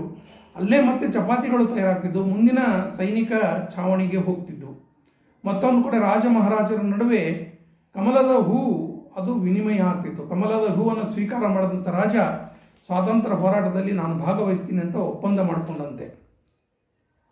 ಇದರ ನಡುವೆ ಒಂದು ಘಟನೆ ನಡೀತು. ಅದೇನು ಅಂತಂದರೆ, ಬ್ರಿಟಿಷ್ ಸರ್ಕಾರ ಅವತ್ತು ಏನು ಕಂಪನಿ ಸರ್ಕಾರ ಇತ್ತು, ಅದು ಎನ್ಫೀಲ್ಡ್ ಅಂತ ಕಂಪನಿಯಿಂದ ಇವತ್ತೇನು ಬೈಕ್ ಎಲ್ಲ ತಯಾರು ಮಾಡ್ತಾರೆ, ಅದೇ ಕಂಪನಿಯ ಬಂದೂಕುಗಳನ್ನು ಉಪಯೋಗ ಮಾಡ್ತಿದ್ರು. ಅದಕ್ಕೆ ಗುಂಡುಗಳನ್ನು ತುಂಬಬೇಕು, ತೋಟ ಅಂತ ಹೇಳ್ತಿದ್ರು, ಆ ತೋಟಗಳನ್ನು ತುಂಬಬೇಕು. ಆ ತೋಟಕ್ಕೆ ಮೊದಲು ಎಣ್ಣೆ ಇಂಥದ್ದು ಸವರುತ್ತಿದ್ರು. ಅದಾದ ನಂತರ ಬ್ರಿಟಿಷರು ಶುರು ಮಾಡಿದ್ದು ಅದಕ್ಕೆ ಕೊಬ್ಬು ಸವರಬೇಕು ಅಂತ, ಫ್ಯಾಟ್ ಕೊಬ್ಬು. ಯಾವಾಗ ಸವರ್ಬೇಕು ಅಂದಾಗ ಕೊಬ್ಬು ಎದರಿಂದ ನಿರ್ಮಾಣ ಆಗ್ತಿತ್ತು ಅಂದರೆ ಹಂದಿ ಅಥವಾ ಆಕಳದ ಮಾಂಸದಿಂದ. ಈ ವಿಷಯ ಮೀರತ್ನೊಳಗೆ ಸ್ಫೋಟ ಬಂತು. ಬ್ಯಾರಕ್ಪುರ ಅಂತಕ್ಕಂಥ ಊರು, ಅಲ್ಲೇ ಸೈನಿಕ ಛಾವಣಿ. ಮಂಗಲ್ ಪಾಂಡೆ ಅಂತಕ್ಕಂಥ ಇನ್ನು ಸೈನಿಕ ಇದ್ದ, ಆತನು ಖ್ಯಾತಿ ನಮಗೆಲ್ಲರಿಗೂ ಗೊತ್ತದು. ಆತ ರಸ್ತೆ ಒಳಗೆ ಹೋಗ್ಬೇಕಾದ್ರೆ ಅಲ್ಲಿ ಒಬ್ಬ ರಸ್ತೆ ಗೂಡಿಸಿದವನು, ರಸ್ತೆ ಸ್ವಚ್ಛ ಮಾಡುವಂಥವನು, ಅವನು ಅಸ್ಪೃಶ್ಯ ಸಮಾಜಕ್ಕೆ ಸೇರಿದವನು. ಆವಾಗ ಅಸ್ಪೃಶ್ಯತೆಯ ಭಾವ ನಮ್ಮ ದೇಶವು ಜಾಸ್ತಿ ಇತ್ತು. ಬ್ರಾಹ್ಮಣ ಅಂತ ಮಂಗಲ್ ಪಾಂಡೆ, ದೂರ ಸರಿ, ನನ್ನ ಹತ್ರ ಬರಬೇಡ ನೀನು ಅಂತ ಹೇಳ್ದ. ಆವಾಗ ಅವನು ನಗ್ತಾ ಹೇಳ್ದ, ನನಗೆ ಹತ್ರ ಬರಬೇಡ ಅಂತ ಹೇಳ್ತಿದ್ದಿ, ಅಲ್ಲಿ ಹೋಗಿ ಆ ಆಕಳ ಕೊಬ್ಬು ಸವರಿದಂಥ ತೋಟವನ್ನು ಬಾಯಿಯಲ್ಲಿಟ್ಟು ಎಳೆದು ನೀ ಗುಂಡು ಹರಿಸ್ತೀಯಲ್ಲ, ನಾಚಿಗೆ ಬರೋದಲ್ಲ ನಿನಗ ಅಂತ ಕೇಳ್ದ. ಮಂಗಲ ಪಾಂಡೆಗೆ ಸ್ವಲ್ಪ ಮುಂಗೋಪ ಜಾಸ್ತಿ. ಕ್ರೋಧಿತ ಆದಂಥ ಅವನು ಸೈನಿಕರ ಛಾವಣಿಗೆ ಹೋದ. ಎಲ್ಲರ ಮುಂದೆ ಅವನು ತನ್ನ ಆಕ್ರೋಶವನ್ನು ವ್ಯಕ್ತಪಡಿಸ್ತಾನೆ. ಯಾವಾಗಿದು ಸುದ್ದಿ ಎಲ್ಲ ರೆಜಿಮೆಂಟ್ಗಳಿಗೆ ಗೊತ್ತಾಯಿತು, 19ನೇ ರೆಜಿಮೆಂಟ್ ಅವರು ಅಸಹಕಾರವನ್ನು ಶುರು ಮಾಡಿದರು. ನಾವು ಯಾವುದೇ ಕಾರಣಕ್ಕೂ ಈ ತೋಟಗಳನ್ನು ಬಳಸೋಲ್ಲ ಅಂತ. ಬ್ರಿಟಿಷ್ ಸರ್ಕಾರ ಒಂದು ಕಾನೂನು ತಂತು. ಆ ಸಂದರ್ಭದೊಳಗೆ ಹಲಗಲಿ ಬೇಡ್ರದ್ದು ಇದೇ ಕತೆ. ಅವಾಗ ನಿಶಸ್ತ್ರೀಕರಣ ಅನ್ನುವಂಥ ಕಾನೂನು ತಂತು. ಯಾರ್ಯಾರ ಹತ್ರ ಶಸ್ತ್ರಗಳವ ಎಲ್ಲನೂ ತಂದು ಒಪ್ಪಿಸಬೇಕು. ಹಿಂದೆ ಬಾಬಾ ಸಾಹೇಬ್ರ ಮೇಲೇನೂ ಇದನ್ನು ಹಾಕಿದಾಗ ಬಾಬಾ ಸಾಹೇಬ್ರು ಮಾಡಿದ್ದು ಏನಂತಂದರೆ, ಶಸ್ತ್ರಾಸ್ತ್ರಗಳನ್ನು ಧಾರವಾಡಕ್ಕೆ ಕಳಿಸಿಕೊಟ್ರು. ತಮ್ಮಲ್ಲಿ 3 ಫಿರಂಗಿಗಳನ್ನು ಇಟ್ಕೊಂಡ್ರು. ನಡುವೆ ಹೋಗಬೇಕಾದ್ರೆ ತಮ್ಮ ಸೈನಿಕರನ್ನು ಬಿಟ್ಟು ಮತ್ತೆ ಅದನ್ನು ಅಪಹರಣ ಮಾಡಿಸಿದರು. ಬ್ರಿಟಿಷರಿಗೆ ಚಳ್ಳೆ ಹಣ್ಣು ತಿನ್ನಿಸಿದರು. ಈ ರೀತಿ ನಿಶಸ್ತ್ರೀಕರಣವನ್ನು ಯಾವಾಗ ಜಾರಿಗೆ ತಂದರು, 19ನೇ ರೆಜಿಮೆಂಟಿನ ಸೈನಿಕರಿಗೆಲ್ಲರಿಗೂ ಬಂದೂಕನ್ನು ಒಪ್ಪಿಸ್ಬೇಕಂತ ಬ್ರಿಟಿಷರು ಆಜ್ಞೆಯನ್ನು ಕೊಟ್ಟರು. ಆದರೆ 34ನೇ ರೆಜಿಮೆಂಟಿನ ಸೈನಿಕರು ಅವರೇ ನಿರ್ಧಾರ ಮಾಡಿದರು, ನಾವೇ ರೆಜಿಮೆಂಟನ್ನು ತೆಗೆದಿಸ್ತೀವಿ ಅಂತದ್ದು. ಈ ನಡುವೆ ಮಂಗಲ ಪಾಂಡೆ ಅವರ ಘಟನೆ ನಡೀತು. ಯಾವಾಗ ಅವನು ವಾಪಸ್ ಬಂದ, ತನ್ನ ಆಕ್ರೋಶವನ್ನು ವ್ಯಕ್ತಪಡಿಸಿದ್ದ, ಅದೇ ಸಂದರ್ಭದೊಳಗೆ ಬ್ರಿಟಿಷ್ ಸೈನಿಕರು ಹಿಂದೂ ಸೈನಿಕರನ್ನು, ಭಾರತೀಯ ಸೈನಿಕರನ್ನು ಅಪಮಾನ ಮಾಡುವಂತಹ ಒಂದು ಘಟನೆ ನಡೀತು. ಸಹಿಸಿದಾಗಂತಹ ಮಂಗಲ್ ಪಾಂಡೆ ಸಿಟ್ಟಿಗೆದ್ದು ಜೋರಾಗಿ ಕೂಗಿದ. ತನ್ನಲ್ಲಿರ್ತಕ್ಕಂಥ ಬಂದೂಕನ್ನು ಸೆಳೆದು ಆ ಅಧಿಕಾರಿ ಗುಂಡಿಟ್ಕೊಂಡು ಕೊಂದ. ಹ್ಯೂಸನ್ ಅಂತಕ್ಕಂಥ ಅಧಿಕಾರಿ ಅಲ್ಲೇ ಸತ್ತ. ಅವನ ಸಹಾಯಕ್ಕೆ ಬಂದಂಥ 2 ಸೈನಿಕರು ಕೂಡ ಆತನ ಗುಂಡೇಟಿಗೆ ಬಲಿಯಾಗಬೇಕಾಯಿತು. ಇದಾದ ನಂತರ ಬ್ರಿಟಿಷರು ಓಡಿ ಬಂದು ಅವನನ್ನು ಹಿಡಿದು ಸೆರೆಮನೆಗೆ ತಳ್ಳಿ ಆತನಿಗೆ ಮರಣದಂಡನೆ ಶಿಕ್ಷೆ ಕೊಟ್ಟರು. 1857 ಮಾರ್ಚ್ 29ನೇ ತಾರೀಕು, ಏಪ್ರಿಲ್ 8ನೇ ತಾರೀಕು ಗಲ್ಲಿಗೇರಿಸಿತು.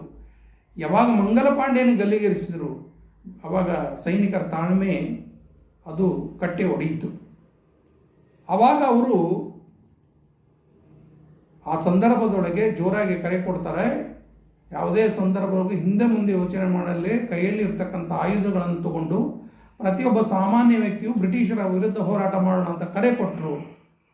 ಬ್ಯಾರಕ್ಪುರದೊಳಗೆ ಕ್ರಾಂತಿ ಆರಂಭ ಆಗೇ ಬಿಡ್ತು. ಮೇ 31 ನಿಗದಿಯಾದಂಥ ದಿನ, ಅದರ ಮಂಗಲ ಪಾಂಡೆಯ ಮುಂಗೋಪದಿಂದಾಗಿ ಅನುಶಾಸನ ತಪ್ಪಿತು. ಮುಂಚೆನೇ ಆರಂಭ ಆಯಿತು. ಯಾವಾಗಿದು ಆರಂಭ ಆಯಿತು, ಅಂಬಾಲದೊಳಗೆ ವಿಷಯ ಗೊತ್ತಾಯಿತು. ಅಂಬಾಲದ ಸೈನಿಕರು ಸಿಡಿದೆದ್ರು. ಇಡೀ ಊರಿನಲ್ಲಿರ್ತಕ್ಕಂತಹ ಬ್ರಿಟಿಷ್ ಅಧಿಕಾರಿಗಳನ್ನು ಕಂಡಲ್ಲಿ ಗುಂಡಿಟ್ಟುಕೊಂಡರು. ಮಾರೋ ಫಿರಂಗಿಕೋ ಅನ್ನುವಂಥ ಘೋಷಣೆ ಎಲ್ಲ ಕಡೆ ಕೇಳಿಬಂತು. ದಿಲ್ಲಿ ಚಲೋ ಅನ್ನುವಂಥ ಘೋಷಣೆ ಶುರುವಾಯಿತು. ಬ್ರಿಟಿಷ್ ಅಧಿಕಾರಿಗಳ ಮನೆಗಳಿಗೆ ಬೆಂಕಿ ಹಚ್ಚಿದರು. ಲಕ್ನೋದೊಳಗೆ ಒಬ್ಬ ಅಧಿಕಾರಿ ಇದ್ದ. ಆ ಅಧಿಕಾರಿ ಕೊಲ್ಲಕ್ಕಂತ ಬ್ರಿಟಿಷ್ ಸೈನಿಕರು ಹೋದಾಗ ಆ ಅಧಿಕಾರಿ ಕೈಕಾಲು ಹಿಡ್ಕೊಂಡು ನಾನು ಬಿಟ್ಬಿಟ್ರಿ, ನಂದೇನು ತಪ್ಪಿಲ್ಲ ಅಂದಾಗ ನಮ್ಮ ಜನ ಕ್ಷಮಿಸಿದರು. ಅದೇ ತಪ್ಪಾಗಿತ್ತು. ಅವನು ಬ್ರಿಟಿಷರಿಗೆ ಎಲ್ಲ ವಿಷಯವನ್ನು ತಿಳಿಸಿಬಿಟ್ಟ. ಮೀರತ್ನೊಳಗೆ ಸೈನಿಕರು ಆಜ್ಞೆಯನ್ನು ಮೀರಿ ನಡೆದರು. ಅವರು ಬ್ರಿಟಿಷರ ಆದೇಶವನ್ನು ಒಪ್ಪಲಿಲ್ಲ. ಹಾಗಾಗಿ ಅವರನ್ನು ಹಿಡಿದು ಜೈಲುವಾಸಕ್ಕೆ ಅಟ್ಟಿದ್ರು ಬ್ರಿಟಿಷರು. ಯಾವಾಗ ಅವರು ಜೈಲುವಾಸಕ್ಕೆ ಅಟ್ಟಿದ್ರು, ಅಲ್ಲಿಯ ಜನ, ಅಲ್ಲಿಯ ಸೈನಿಕರು ಇದ್ದಕ್ಕಿದ್ದಂತೆ ಕ್ರಾಂತಿಯ ಘೋಷಣೆಯನ್ನು ಮೊಳಗಿಸಿ ಮಾರೋ ಫಿರಂಗಿಕೋ ಅಂತ ಸಿಕ್ಕ ಬ್ರಿಟಿಷ್ ಅಧಿಕಾರಿಗಳನ್ನು ಕೊಲ್ಲಿಕ್ಕೆ ಆರಂಭ ಮಾಡಿದರು. ದೆಹಲಿಯ 54ನೇ ರೆಜಿಮೆಂಟಿನ ಮೀರತ್ ಸೈನಿಕರಿಗೆ ಸಹಾಯ ಮಾಡಲಿಕ್ಕೆ ಮುಂದೆ ಬಂತು.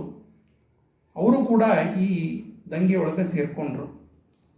ಅದೇ ಸಂದರ್ಭದೊಳಗೆ ಅಲ್ಲಿರ್ತಕ್ಕಂಥ ಶಸ್ತ್ರಾಗಾರವನ್ನು ಸ್ಫೋಟ ಮಾಡಬೇಕು, ಮಾಡದೇ ಇದ್ದರೆ ಕ್ರಾಂತಿಕಾರಿಗಳ ಕೈಗೆ ಆಯುಧಗಳು ಸಿಕ್ಬಿಡ್ತೆ ಅಂದರೆ ಅವ್ರು ನಿರ್ನಾಮ ಮಾಡ್ತಾರಂತ ಬ್ರಿಟಿಷರೇ ಆ ಶಸ್ತ್ರಾಗಾರಕ್ಕೆ ಬೆಂಕಿ ಹಚ್ಚಿದ್ರು. ಆ ಸ್ಫೋಟದಲ್ಲಿ ಅನೇಕ ಕ್ರಾಂತಿಕಾರಿಗಳು ಸತ್ತರು. 3 ಜನ ಬ್ರಿಟಿಷ್ ಅಧಿಕಾರಿಗಳು ಸತ್ತರು. ಮಧ್ಯ ಭಾರತ, ಪಂಜಾಬ್, ಅಲಿಗಢ, ನಜರಾಬಾದ್, ರೋಹಿಲ್ಖಂಡ, ವಾರಣಾಸಿ, ಅಲಹಾಬಾದ್, ಕಾನ್ಪುರ, ಝಾನ್ಸಿ, ಅಯೋಧ್ಯೆ, ಗ್ವಾಲಿಯರ್, ಇಂದೋರ್ ಇಷ್ಟೆಲ್ಲ ಸಂಸ್ಥಾನಗಳು ಈ ಕ್ರಾಂತಿ ಹೋರಾಟದೊಳಗೆ ತಮ್ಮನ್ನು ತಾವು ತೊಡಗಿಸಿಕೊಂಡು ಕೊನೆಗೆ ಯಾವಾಗ ಕ್ರಾಂತಿಯ ಕೊನೆಯ ಹಂತಕ್ಕೆ ಬಂದಾಗ ಬಹದ್ದೂರ್ ಶಾ ಜಫರನ್ನ ಸಿಂಹಾಸನದ ಮೇಲೆ ಕೂಡಿಸಿ ಈತನೇ ನಮ್ಮ ದೇಶದ ಚಕ್ರವರ್ತಿ ಅಂತ ಘೋಷಣೆ ಮಾಡಿದರು. ಅಷ್ಟರೊಳಗಾಗಿ ನಮ್ಮ ದೇಶದೊಳಗೆ ಒಂದು ಅನಾಹುತ ಘಟಿಸಿತು. ನಮ್ಮ ದೇಶದ ಅನೇಕ ಸಂಸ್ಥಾನಗಳು ಬ್ರಿಟಿಷರ ಪರವಾಗಿ ಇದ್ದು ಕಾಲ ಪರಿಪಕ್ವ ಆಗಿರಲಿಲ್ಲ. ಹೈದರಾಬಾದಿನ ನಿಜಾಮ ಇರ್ಬೋದು, ಪಂಜಾಬಿನ ಸಿಖ್ರು ಇರ್ಬೋದು, ಎಲ್ಲರೂ ಬ್ರಿಟಿಷರಿಗೆ ಸಹಾಯ ಮಾಡಿದರು. ಇಲ್ಲೊಂದು ಗಮನಿಸಬೇಕಾದ ಸಂಗತಿ, ನಾವು ಕಲೀಲೇಬೇಕಾದಂಥ ಸಂಗತಿ, ಹ್ಯಾವ್ಲಾಕ್ ಅಂತಕ್ಕಂಥ ಒಬ್ಬ ಬ್ರಿಟಿಷ್ ಅಧಿಕಾರಿಗೆ ಈ ದಂಗೆಯನ್ನು ಅಡಗಿಸ್ಬೇಕು ಅನ್ನುವಂಥ ನೇತೃತ್ವವನ್ನು ಕೊಟ್ಟರು. ಅದಕ್ಕಿಂತ ಮುಂಚೆಯಲ್ಲೇ ನೀಲ್ ಅಂತಕ್ಕಂಥ ಒಬ್ಬ ಅಧಿಕಾರಿ ಇದ್ದ. ಅವನು ಸಾಮರ್ಥ್ಯವಂತನೇ. ಯಾವಾಗ British company, East India Company ನೀಲಿಂದ ಅಧಿಕಾರವನ್ನು ತಗೊಂಡು ಹ್ಯಾವ್ಲಾಕನಿಗೆ ಕೊಟ್ಟರು, ನೀಲಿನ ಅಸಮಾಧಾನ ಆಯಿತು. ಅಕಸ್ಮಾತ್ ನಮ್ಮ ದೇಶದ ಯಾರಿಗೊಬ್ಬರು ಹೀಗಾಗಿದ್ದರೆ ಅವ್ರು ಏನು ಮಾಡ್ತಿದ್ರು, ನಮ್ಮ ದೇಶದ ವಿರುದ್ಧನೇ ಕೆಲಸ ಮಾಡ್ತಿದ್ರು. ಅದು ನೀಲ್ ಹಾಗೆ ಮಾಡಲಿಲ್ಲ. ತನ್ನನ್ನು ತಾನು ಸಂಭಾಳಿಸಿಕೊಂಡ. ಅವನ ಉದ್ದೇಶ ಏನು? ಕಂಪನಿ ಸರ್ಕಾರವನ್ನು ಉಳಿಸಬೇಕಾಗಿತ್ತು. ಹೀಗಾಗಿ ಸಮರ್ಪಿತ ಭಾವನೆಯಿಂದ ಕಂಪನಿ ಸರ್ಕಾರಕ್ಕಾಗಿ ಕೆಲಸ ಮಾಡಿದ. ಇದನ್ನು ನಾವು ಕಲೀಲೇಬೇಕು ಬ್ರಿಟಿಷರಿಂದ. ಆದರೆ ನಮ್ಮ ದೇಶದ ಇತಿಹಾಸದೊಳಗೆ ಹೀಗಾಗಲೇ ಇಲ್ಲ. ನಮ್ಮವರೇ ನಮಗೆ ಮೋಸ ಮಾಡಿದರು. ನಮ್ಮ ಕಾಲನ್ನು ನಾವೇ ಎಳೆದುಕೊಂಡ್ವಿ. ಇಂತಹ ಒಂದು ಘೋರ ಪರಿಸ್ಥಿತಿ ನಮ್ಮ ದೇಶಕ್ಕೆ ಬಂತು. ಇಲ್ಲಿ ಇನ್ನೊಬ್ಬ ವ್ಯಕ್ತಿ ಬಗ್ಗೆ ಹೇಳಬೇಕು. ಆತ ಕುವರಸಿಂಹ, ಮತ್ತೊಬ್ಬ ವ್ಯಕ್ತಿ ತ್ಯಾತ್ಯಾ ಟೋಪೆ. ಕುವರಸಿಂಹನೂ ಕೂಡ ಈ ಜಗದೀಶಪುರದ ರಾಜ. ಬ್ರಿಟಿಷರ ಕುತಂತ್ರದಾಗಿ ರಾಜ್ಯವನ್ನು ಕಳ್ಕೊಂಡಿದ್ದ. ಆತ ಯುದ್ಧ ಮಾಡುವಂಥ ಸಂದರ್ಭದಲ್ಲಿ 80 ವರ್ಷ ಆತಗೆ. ದಿಟ್ಟವಾದಂಥ ಹೋರಾಟ. ಅವನ ಬಗ್ಗೆ ಬ್ರಿಟಿಷ್ ಅಧಿಕಾರಿಗಳೇ ಬರೀತಾರೆ 6 ಅಡಿ ಎತ್ತರದ ವೀರ ಯೋಧ ಆತ. 80 ವರ್ಷ ಅನಿಸ್ತಿರಲೇ ಇಲ್ಲ. ಕೊನೆಯ ಉಸಿರಿರುವವರೆಗೂ ಹೋರಾಟ ಮಾಡಿದ. ಆ ಯುದ್ಧದೊಳಗೆ ಗುಂಡು ಬಡ್ದ ಆತನ ಒಂದು ಕೈ ಪೂರ್ತಿ ಕೆಲಸ ಮಾಡಲಾರದಂಥ ಸ್ಥಿತಿಗೆ ಬಂದಾಗ ತನ್ನಲ್ಲಿರ್ತಕ್ಕಂಥ ಖಡ್ಗವನ್ನೇ ತೆಗೆದು ಆ ಕೈಯನ್ನು ಕತ್ತರಿಸಿಕೊಂಡು ಹೋರಾಟವನ್ನು ಮುಂದುವರಿಸಿದಂತಹ ಮಹಾಪರಾಕ್ರಮಿ ಆತ. ಕೊನೆಗೆ ಎಲ್ಲ ಸಂಸ್ಥಾನವನ್ನು ಕಳೆದುಕೊಂಡು ಬ್ರಿಟಿಷರ ಕೈ ಮೇಲಾದ ನಂತರ ಒಂದು ಗುಡಿಸಿನೊಳಗೆ ಆತ ತನ್ನ ಪ್ರಾಣವನ್ನು ಬಿಟ್ಟ. ಹಾಗೆ ತ್ಯಾತ್ಯಾ ಟೋಪೆ ಬಾಲ್ಯದಿಂದಲೇ ನಾನಾ ಸಾಹೇಬ್ ಮತ್ತು ಝಾನ್ಸಿ ರಾಣಿ ಲಕ್ಷ್ಮೀಬಾಯಿ ಜೋಡಿ ಬೆಳೆದಂಥ ಹುಡುಗ ಆತ. ಬಹಳ ಚಾಣಾಕ್ಷ ಇದ್ದ. ಆತನ ಕಾರ್ಯಾಚರಣೆ ನಡೆದಿದ್ದು ಈ ಸ್ವಾತಂತ್ರ್ಯ ಹೋರಾಟದ ಕೊನೆ ಭಾಗದೊಳಗೆ. ಅವನು ಒಬ್ಬನೇ ಸಣ್ಣ ಸೈನ್ಯವನ್ನು ಕಟ್ಟಿಕೊಂಡು ದೂರದ ರಾಜಸ್ಥಾನದಿಂದ ಮಧ್ಯ ಭಾರತದವರೆಗೂ ಗೆರಿಲ್ಲಾ ಯುದ್ಧ ತಂತ್ರದ ಮೂಲಕ ಬ್ರಿಟಿಷರಿಗೆ ಚಳ್ಳೆ ಹಣ್ಣು ತಿನ್ನಿಸಿದ. ಕೆಲವೊಂದು ಸಂದರ್ಭದೊಳಗೆ ಇಂಥ ಪರಿಸ್ಥಿತಿ ಬರ್ತಿತ್ತು. ತನ್ನ ಸಣ್ಣ ಸೈನ್ಯವನ್ನು ತೆಗೆದುಕೊಂಡು ಅವನು ಬ್ರಿಟಿಷರ ಬಲಾಢ್ಯ ಸೈನ್ಯದ ನಡುವೆ ಸೀಳಿಕೊಂಡು ಹೋಗುವಂಥ ಪರಿಸ್ಥಿತಿ ನಿರ್ಮಾಣ ಆಯಿತು. ಅದರೊಳಗೆ ಅವನು ಯಶಸ್ವಿಯಾಗಿದ್ದ. ಒಂದು ಸಂದರ್ಭದೊಳಗಂತೂ ಅವನು ಬ್ರಿಟಿಷರ ಕೈಗೆ ಸಿಕ್ಕಾಕೊಂಡಿದ್ದ. ಕ್ಷಣ ಮಾತ್ರದೊಳಗೆ ಹ್ಯಾಕ್ ತಪ್ಪಿಸ್ಕೊಂಡ ಅಂತಂದು ಇವತ್ತಿನ ಇತಿಹಾಸಕಾರರಿಗೆ ಗೊತ್ತಾಗಿಲ್ಲ. ಹೀಗೆ ಬ್ರಿಟಿಷರಿಗೆ ಚಳ್ಳೆ ಹಣ್ಣು ತಿನ್ನಿಸ್ತಾ ಕೊನೆಗೆ ನಮ್ಮವರಿಂದ ಮೋಸಕ್ಕೊಳಗಾಗಿ ಬಂಧಿತ ಆದ. ಆತನಿಗೂ ಮರಣ ಶಿಕ್ಷೆ ಆಯಿತು.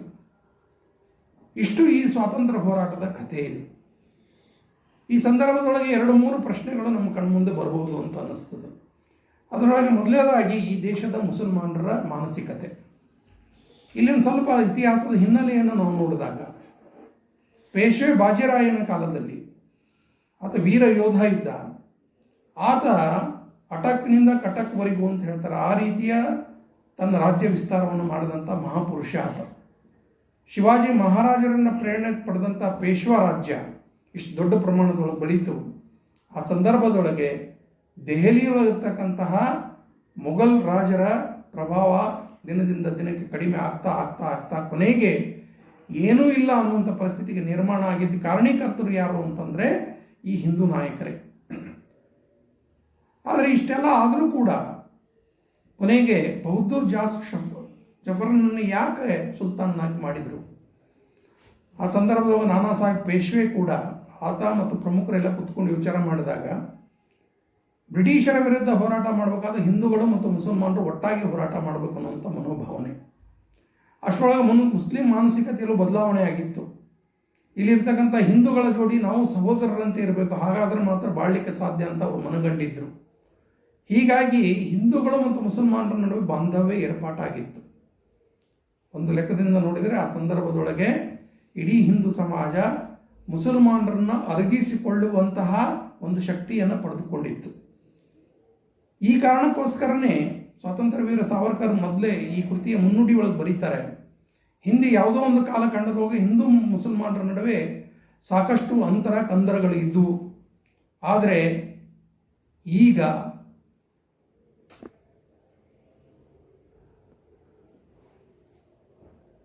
ಈಗ ಆ ಸ್ಥಿತಿ ಇಲ್ಲ. ಅದನ್ನೇ ನಾವು ಮುಂದುವರಿಸೋದಾದರೆ ನಮ್ಮ ಮೂರ್ಖರು ಯಾರೂ ಇಲ್ಲ. ಈ ವಿಷಯವನ್ನು ನಾನು ಆರಂಭದೊಳಗೆ ಹೇಳಿದೆ. ಈ ಒಂದು ಸ್ಥಿತಿಗೆ ಭಾರತ ಬಂದಿತ್ತು. ಇದನ್ನು ಸ್ವಾತಂತ್ರ್ಯ ವೀರ ಸಾವರ್ಕರ್ ತಮ್ಮ ಕೃತಿಯ ಮೊದಲ ಮುನ್ನುಡಿ ಒಳಗೆ ಬರೀತಾರೆ. ಅದಾದ ನಂತರದ ಕಥೆ ಬೇರೆ, ಮುಸ್ಲಿಮರ ಪ್ರತ್ಯೇಕತಾವಾದ ಬೆಳೀತು, ಅದೆಲ್ಲ ಮುಂದಿನ ಕಥೆ. ಆದರೆ ಯಾವಾಗ ಈ ದಂಗೆ ಆರಂಭ ಆಯಿತು, ಹಿಂದೂಗಳು ಮುಸಲ್ಮಾನರು ಒಟ್ಟಾಗಿ ಹೋರಾಟ ಮಾಡಿದ್ದಂತೂ ಸತ್ಯ, ಐತಿಹಾಸಿಕ ಸತ್ಯ ಇದು. ಆದರೆ ಯಾಕೆ ವಿಫಲ ಆಯಿತು ಅನ್ನಲಿಕ್ಕೂ ಒಂದು ಕಾರಣ, ಅನುಶಾಸನ ರಹಿತ ಹೋರಾಟ ಇದು. ಮಂಗಲ ಪಾಂಡೆಯ ಅವಸರದಿಂದಾಗಿ ತಪ್ಪಲ್ಲ, ಆತನ ದೇಶಭಕ್ತಿ ಬಗ್ಗೆ ಎರಡು ಮಾತಿಲ್ಲ. ಆದರೆ ಆತ ಮಾಡಿದ ತಪ್ಪಿನಿಂದಾಗಿ ಮೊದಲೇ ಎಚ್ಚೆತ್ತುಕೊಂಡಂಥ ಬ್ರಿಟಿಷರು ಇದನ್ನು ಬಹಳ ವ್ಯವಸ್ಥಿತ ರೀತಿಯಿಂದ ಈ ಸಮರವನ್ನು ನಿರ್ನಾಮ ಮಾಡಿದರು. ಒಂದು ಹಂತದೊಳಗಂತೂ ಸಮರ್ಥ ನಾಯಕತ್ವದ ಕೊರತೆಯೂ ಕಾಣಿಸ್ತು. ಹೋರಾಟಗಳು ದಿಕ್ಕು ತಪ್ಪಿ ನಡೆದು ಬ್ರಿಟಿಷರ ವಿರುದ್ಧ ನಡೆದು ಕೂಡ ಅದಕ್ಕೊಂದು ವ್ಯವಸ್ಥಿತವಾದಂತಹ ಒಂದು ಕಾರ್ಯರೂಪಕ್ಕೆ ಬರಲಿ ನಾವು ವಿಫಲರಾದ್ವಿ. ನಾನಾ ಸಾಹೇಬ್ ಪೇಶ್ವೆ ಸಾಕಷ್ಟು ಪ್ರಯತ್ನ ಮಾಡಿದಾಗೂ ಈ ಐತಿಹಾಸಿಕ ಪ್ರಮಾದ ನಮ್ಮ ಸಮಾಜದ ಕಡೆಯಿಂದ ನಮ್ಮ ಜನರಿಂದ ಆಗಿದ್ದಂತೂ ಸತ್ಯ. ಹೀಗಾಗಿ ಬ್ರಿಟಿಷರು ಇದನ್ನು ಸಮರ್ಥವಾಗಿ ಎದುರಿಸಿದರು, ವ್ಯವಸ್ಥಿತವಾಗಿ ಇದನ್ನು ಮುಗಿಸುವಂಥ ಪ್ರಯತ್ನ ಮಾಡಿದರು. ಇದಾನಂತರ ಕೊನೆಯ ಹಂತದೊಳಗೆ ಎಲ್ಲ ಕ್ರಾಂತಿಕಾರಿಗಳು, ಅದರೊಳಗೆ ಝಾನ್ಸಿ ರಾಣಿ ಲಕ್ಷ್ಮೀಬಾಯಿ ಪ್ರಾಣಾರ್ಪಣೆ ಮಾಡಬೇಕಾಯಿತು. ಅನೇಕ ವೀರರು ವೀರಗತಿ ಪಡೆದರು. ನಾನಾ ಸಾಹೇಬ್ ಪೇಶ್ವೆ ಇತ್ಯಾದಿ ಕ್ರಾಂತಿಕಾರಿ ನಾಯಕರೆಲ್ಲರೂ ನೇಪಾಳದ ಗಡಿ ಭಾಗಕ್ಕೆ ಹೋಗಿ ತಲೆಮರೆಸ್ಕೊಂಡು ಇರಬೇಕಾಯಿತು. ಕೊನೆಯವರೆಗೂ ನಾನಾ ಸಾಹೇಬ್ ಪೇಶ್ವೆ ಏನಾದ ಅನ್ನೋದು ಯಾವ ಇತಿಹಾಸಕಾರರಿಗೂ ಇವತ್ತಿಗೂ ತಿಳಿಯದಂಥ ಸಂಗತಿ ಇದು. 1857ರ ಸ್ವಾತಂತ್ರ್ಯ ಸಂಗ್ರಾಮ, ಇದರ ಪರಿಣಾಮ ಏನು? 1757ರ ಪ್ಲಾಸಿ ಕದನದಲ್ಲಿ ಗೆದ್ದಂತಹ ಬ್ರಿಟಿಷರು ವಿಜಯದ ರಣಕೇಕೆಯನ್ನು ಹಾಕಿದಾಗ 100 ವರ್ಷಗಳ ಕಾಲ ಯಶಸ್ವಿಯಾಗಿ ಈ ದೇಶವನ್ನು ಆಳಿದ ಮೇಲೆ ಅಂತಹ ಬ್ರಿಟಿಷರ ಮನಸ್ಸಿನಲ್ಲಿ ಈ ಯುದ್ಧ ಭಯವನ್ನು ಹುಟ್ಟಿಸಿದ್ದಂತೂ ಸತ್ಯ. ಮಾರೋ ಫಿರಂಗಿಕೋ ಅನ್ನುವ ಶಬ್ದ ಕೇಳಿದರೆ ಸಾಕು ಬ್ರಿಟಿಷ್ ಸೈನಿಕರು ನಡಿಗೆ ಹೋಗ್ತಿದ್ರು. ಬ್ರಿಟಿಷ್ ಅಧಿಕಾರಿಗಳು ಜೀವವನ್ನೇ ಬಿಡ್ತಿದ್ರು. ಅನೇಕ ಅಧಿಕಾರಿಗಳು ಈ ದೇಶ ಬಿಟ್ಟು ಹೋದಂಥ ಸಂದರ್ಭ ಅದು. ಭಯ ಹುಟ್ಟಿಸಿದಂತೂ ಸತ್ಯ. ಇದು ಒಂದು. ಇನ್ನು ಎರಡನೇದಾಗಿ ನಾನು ಹೇಳಿದೆ ಹಿಂದೂ ಮುಸ್ಲಿಂ ಐಕ್ಯತೆ ಆಗಿದ್ದು ಎರಡನೇ ಭಾಗ. ಇನ್ನು ಮೂರನೇದ್ದು, ಅದುವರೆಗೂ ಈ ಸ್ವಾತಂತ್ರ್ಯ ಹೋರಾಟದಲ್ಲಿ ಬ್ರಿಟಿಷರ ವಿರುದ್ಧ ಹೋರಾಟ ಮಾಡಿದವರು ಕೇವಲ ರಾಜ ಮಹಾರಾಜರುಗಳಾದರೆ 1857ರ ಸ್ವಾತಂತ್ರ್ಯ ಸಂಗ್ರಾಮದ ನಂತರ ಜನಸಾಮಾನ್ಯರು ಈ ಹೋರಾಟದಲ್ಲಿ ಇಳಿದರು. ಬಡವರು, ರೈತರು, ವಿದ್ಯಾರ್ಥಿಗಳು, ವಕೀಲರು, ಅನೇಕ ವ್ಯಾಪಾರಸ್ಥರು, ಅನೇಕ ಬೇರೆ ಬೇರೆ ಉದ್ಯೋಗದಲ್ಲಿ ತೊಡಗಿರುವಂಥವರು, ಬೇರೆ ಬೇರೆ ಸಂಸ್ಥಾನದವರು, ಮಾಂಡಲಿಕರು, ಸಾಮಂತರು ಎಲ್ಲರೂ ಈ ಹೋರಾಟದೊಳಗೆ ಪಾಲ್ಗೊಂಡರು. 2 ವರ್ಷಗಳ ಕಾಲ ಈ ದೇಶದೊಳಗೆ ಸುಮಾರು 100 ಯುದ್ಧಗಳೇ ಬ್ರಿಟಿಷರ ವಿರುದ್ಧ ನಡೆದವು. ಜನಸಾಮಾನ್ಯರಲ್ಲಿ ಸ್ವಾತಂತ್ರ್ಯದ ಕಿಡಿಯನ್ನು ಹಚ್ಚಿದಂತಹ ಕೀರ್ತಿ ಈ ಸ್ವಾತಂತ್ರ್ಯ ಸಮರಕ್ಕೆ ಇರುವಂಥದ್ದು.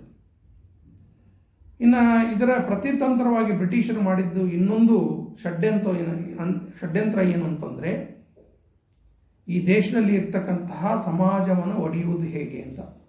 ಮೊದಲು ಅವರು ಕೈ ಹಾಕಿದ್ದು ಹಿಂದೂ ಮುಸ್ಲಿಮರಲ್ಲಿ ಭೇದ ಭಾವ ತರುವಂಥ ಪ್ರಯತ್ನ. ಆ ಪ್ರಯತ್ನದ ಫಲವಾಗಿ ಅಲಿಘಡ್ ಯೂನಿವರ್ಸಿಟಿ ಆರಂಭ ಆಯಿತು ನಮ್ಮ ದೇಶದೊಳಗೆ. ಪ್ರತ್ಯೇಕತಾ ಮನೋಭಾವನೆಯನ್ನು ಬಿತ್ತಿ ಅದು ಹೆಮ್ಮರವಾಗಿ ಬೆಳೀಲಿಕ್ಕೆ ಬ್ರಿಟಿಷರು ಕಾರಣೀಕರ್ತರಾದರು. ಹಾಗೆ ತಮ್ಮನ್ನು ಹಾಡಿ ಹೊಗಳುವಂತಹ ಜನರನ್ನು ಸೃಷ್ಟಿ ಮಾಡೋ ದೃಷ್ಟಿಯಿಂದ ಅವರು ಮುಂದೆ 1885ರೊಳಗೆ ಕಾಂಗ್ರೆಸ್ಸನ್ನು ಸ್ಥಾಪನೆ ಮಾಡ್ತಾರೆ. ಹ್ಯೂಮ್ನ ನೇತೃತ್ವದೊಳಗೆ ಬ್ರಿಟಿಷರನ್ನು ಹಾಡಿ ಹೊಗಳಿ ಅವರ ಪಾದದ ಧೂಳಿಗೆ ನಾವು ಸಮ ಅಲ್ಲ ಅಂತ ಹೇಳುವಂತಹ ನಾಯಕರುಗಳನ್ನು ಅವರು ತಯಾರು ಮಾಡಿದರು. ಇದರಿಂದ ನಮ್ಮ ಸ್ವಾತಂತ್ರ್ಯ ಹೋರಾಟಕ್ಕೆ ಒಂದು ಹಂತದೊಳಗೆ ಹಿನ್ನಡೆಯಾಗಿದ್ದು ಸತ್ಯ. ಇನ್ನು ನಮ್ಮ ದೇಶದೊಳಗೆ ಬೇರೆ ಬೇರೆ ರೀತಿಯ ವಾದಗಳನ್ನು, ಆರ್ಯ ದ್ರಾವಿಡ, ಬ್ರಾಹ್ಮಣೇತರ, ಉತ್ತರ ದಕ್ಷಿಣ, ಭಾಷೆಗಳ ನಡುವೆ ಭೇದ ಭಾವ ಇತ್ಯಾದಿ ಎಷ್ಟು ಸಾಧ್ಯನೋ ಅಷ್ಟು ಹುಸಿ ವಾದಗಳನ್ನು ಈ ದೇಶದೊಳಗೆ ಹರಡುವಂಥ ಪ್ರಯತ್ನ ಬ್ರಿಟಿಷರು ಮಾಡಿ ಅದರಲ್ಲಿ ಯಶಸ್ವಿಯಾಗಿದ್ದು ಸತ್ಯ. ಹೀಗೆ ಅದರ ಸ್ವಾತಂತ್ರ್ಯ ಹೋರಾಟದ ಅನೇಕ ಮಗ್ಗುಲುಗಳಲ್ಲಿ ಇದರ ಪರಿಣಾಮಗಳನ್ನು ನಾವು ನೋಡಬಹುದು. ಅದಾದ ನಂತರ 90 ವರ್ಷಗಳ ನಿರಂತರ ಪ್ರಯತ್ನದಿಂದಾಗಿ ಅಹಿಂಸಾ ಮಾರ್ಗದಿಂದ, ಸಶಸ್ತ್ರ ಕ್ರಾಂತಿಯ ಮೂಲಕ, ಆಧ್ಯಾತ್ಮ ಪುರುಷರ ಪ್ರಭಾವದಿಂದ ಈ ದೇಶಗಳ ಸ್ವಾತಂತ್ರ್ಯ ಹೋರಾಟ ನಡೆದು 90 ವರ್ಷಗಳ ನಂತರ ನಾವು ಸ್ವಾತಂತ್ರ್ಯ ಗಳಿಸಲಿಕ್ಕೆ ಸಾಧ್ಯ ಆಯಿತು. ಇವತ್ತಿಗೂ ನಾವು ಕಲಿಬೇಕಾದಂಥ ಅನುಶಾಸನದ ಅವಶ್ಯಕತೆ ಇದೆ. ನಮ್ಮ ದೇಶದ ಇತಿಹಾಸ ಅನ್ನೋದು ಬರುವಂತಹ ಭವಿಷ್ಯತ್ತಿಗೆ ಅಡಿಪಾಯ ಆಗಬೇಕು ಹೊರತು ಮರೆತು ಕೊಡುವಂಥದ್ದಲ್ಲ. ಹೀಗಾಗಿ ಪ್ರಥಮ ಸ್ವಾತಂತ್ರ್ಯ ಸಂಗ್ರಾಮವನ್ನು ಸ್ವಾತಂತ್ರ್ಯ ವೀರ ಸಾವರ್ಕರ್ ಅವರು ಅವತ್ತು ಜಗತ್ತಿನ ಕಣ್ಮುಂದೆ ತರದೇ ಇದ್ದರೆ ಭಾರತದ ಇವತ್ತಿನ ಯುವ ಪೀಳಿಗೆಗೆ ಆವತ್ತಿನ ಈ ಸುವರ್ಣಾಕ್ಷರಗಳಲ್ಲಿ ಬರೆಯುವಂತಹ ಇತಿಹಾಸ ಇದು ಕಣ್ಮರೆಯಾಗಿ ಹೋಗ್ತಿತ್ತು.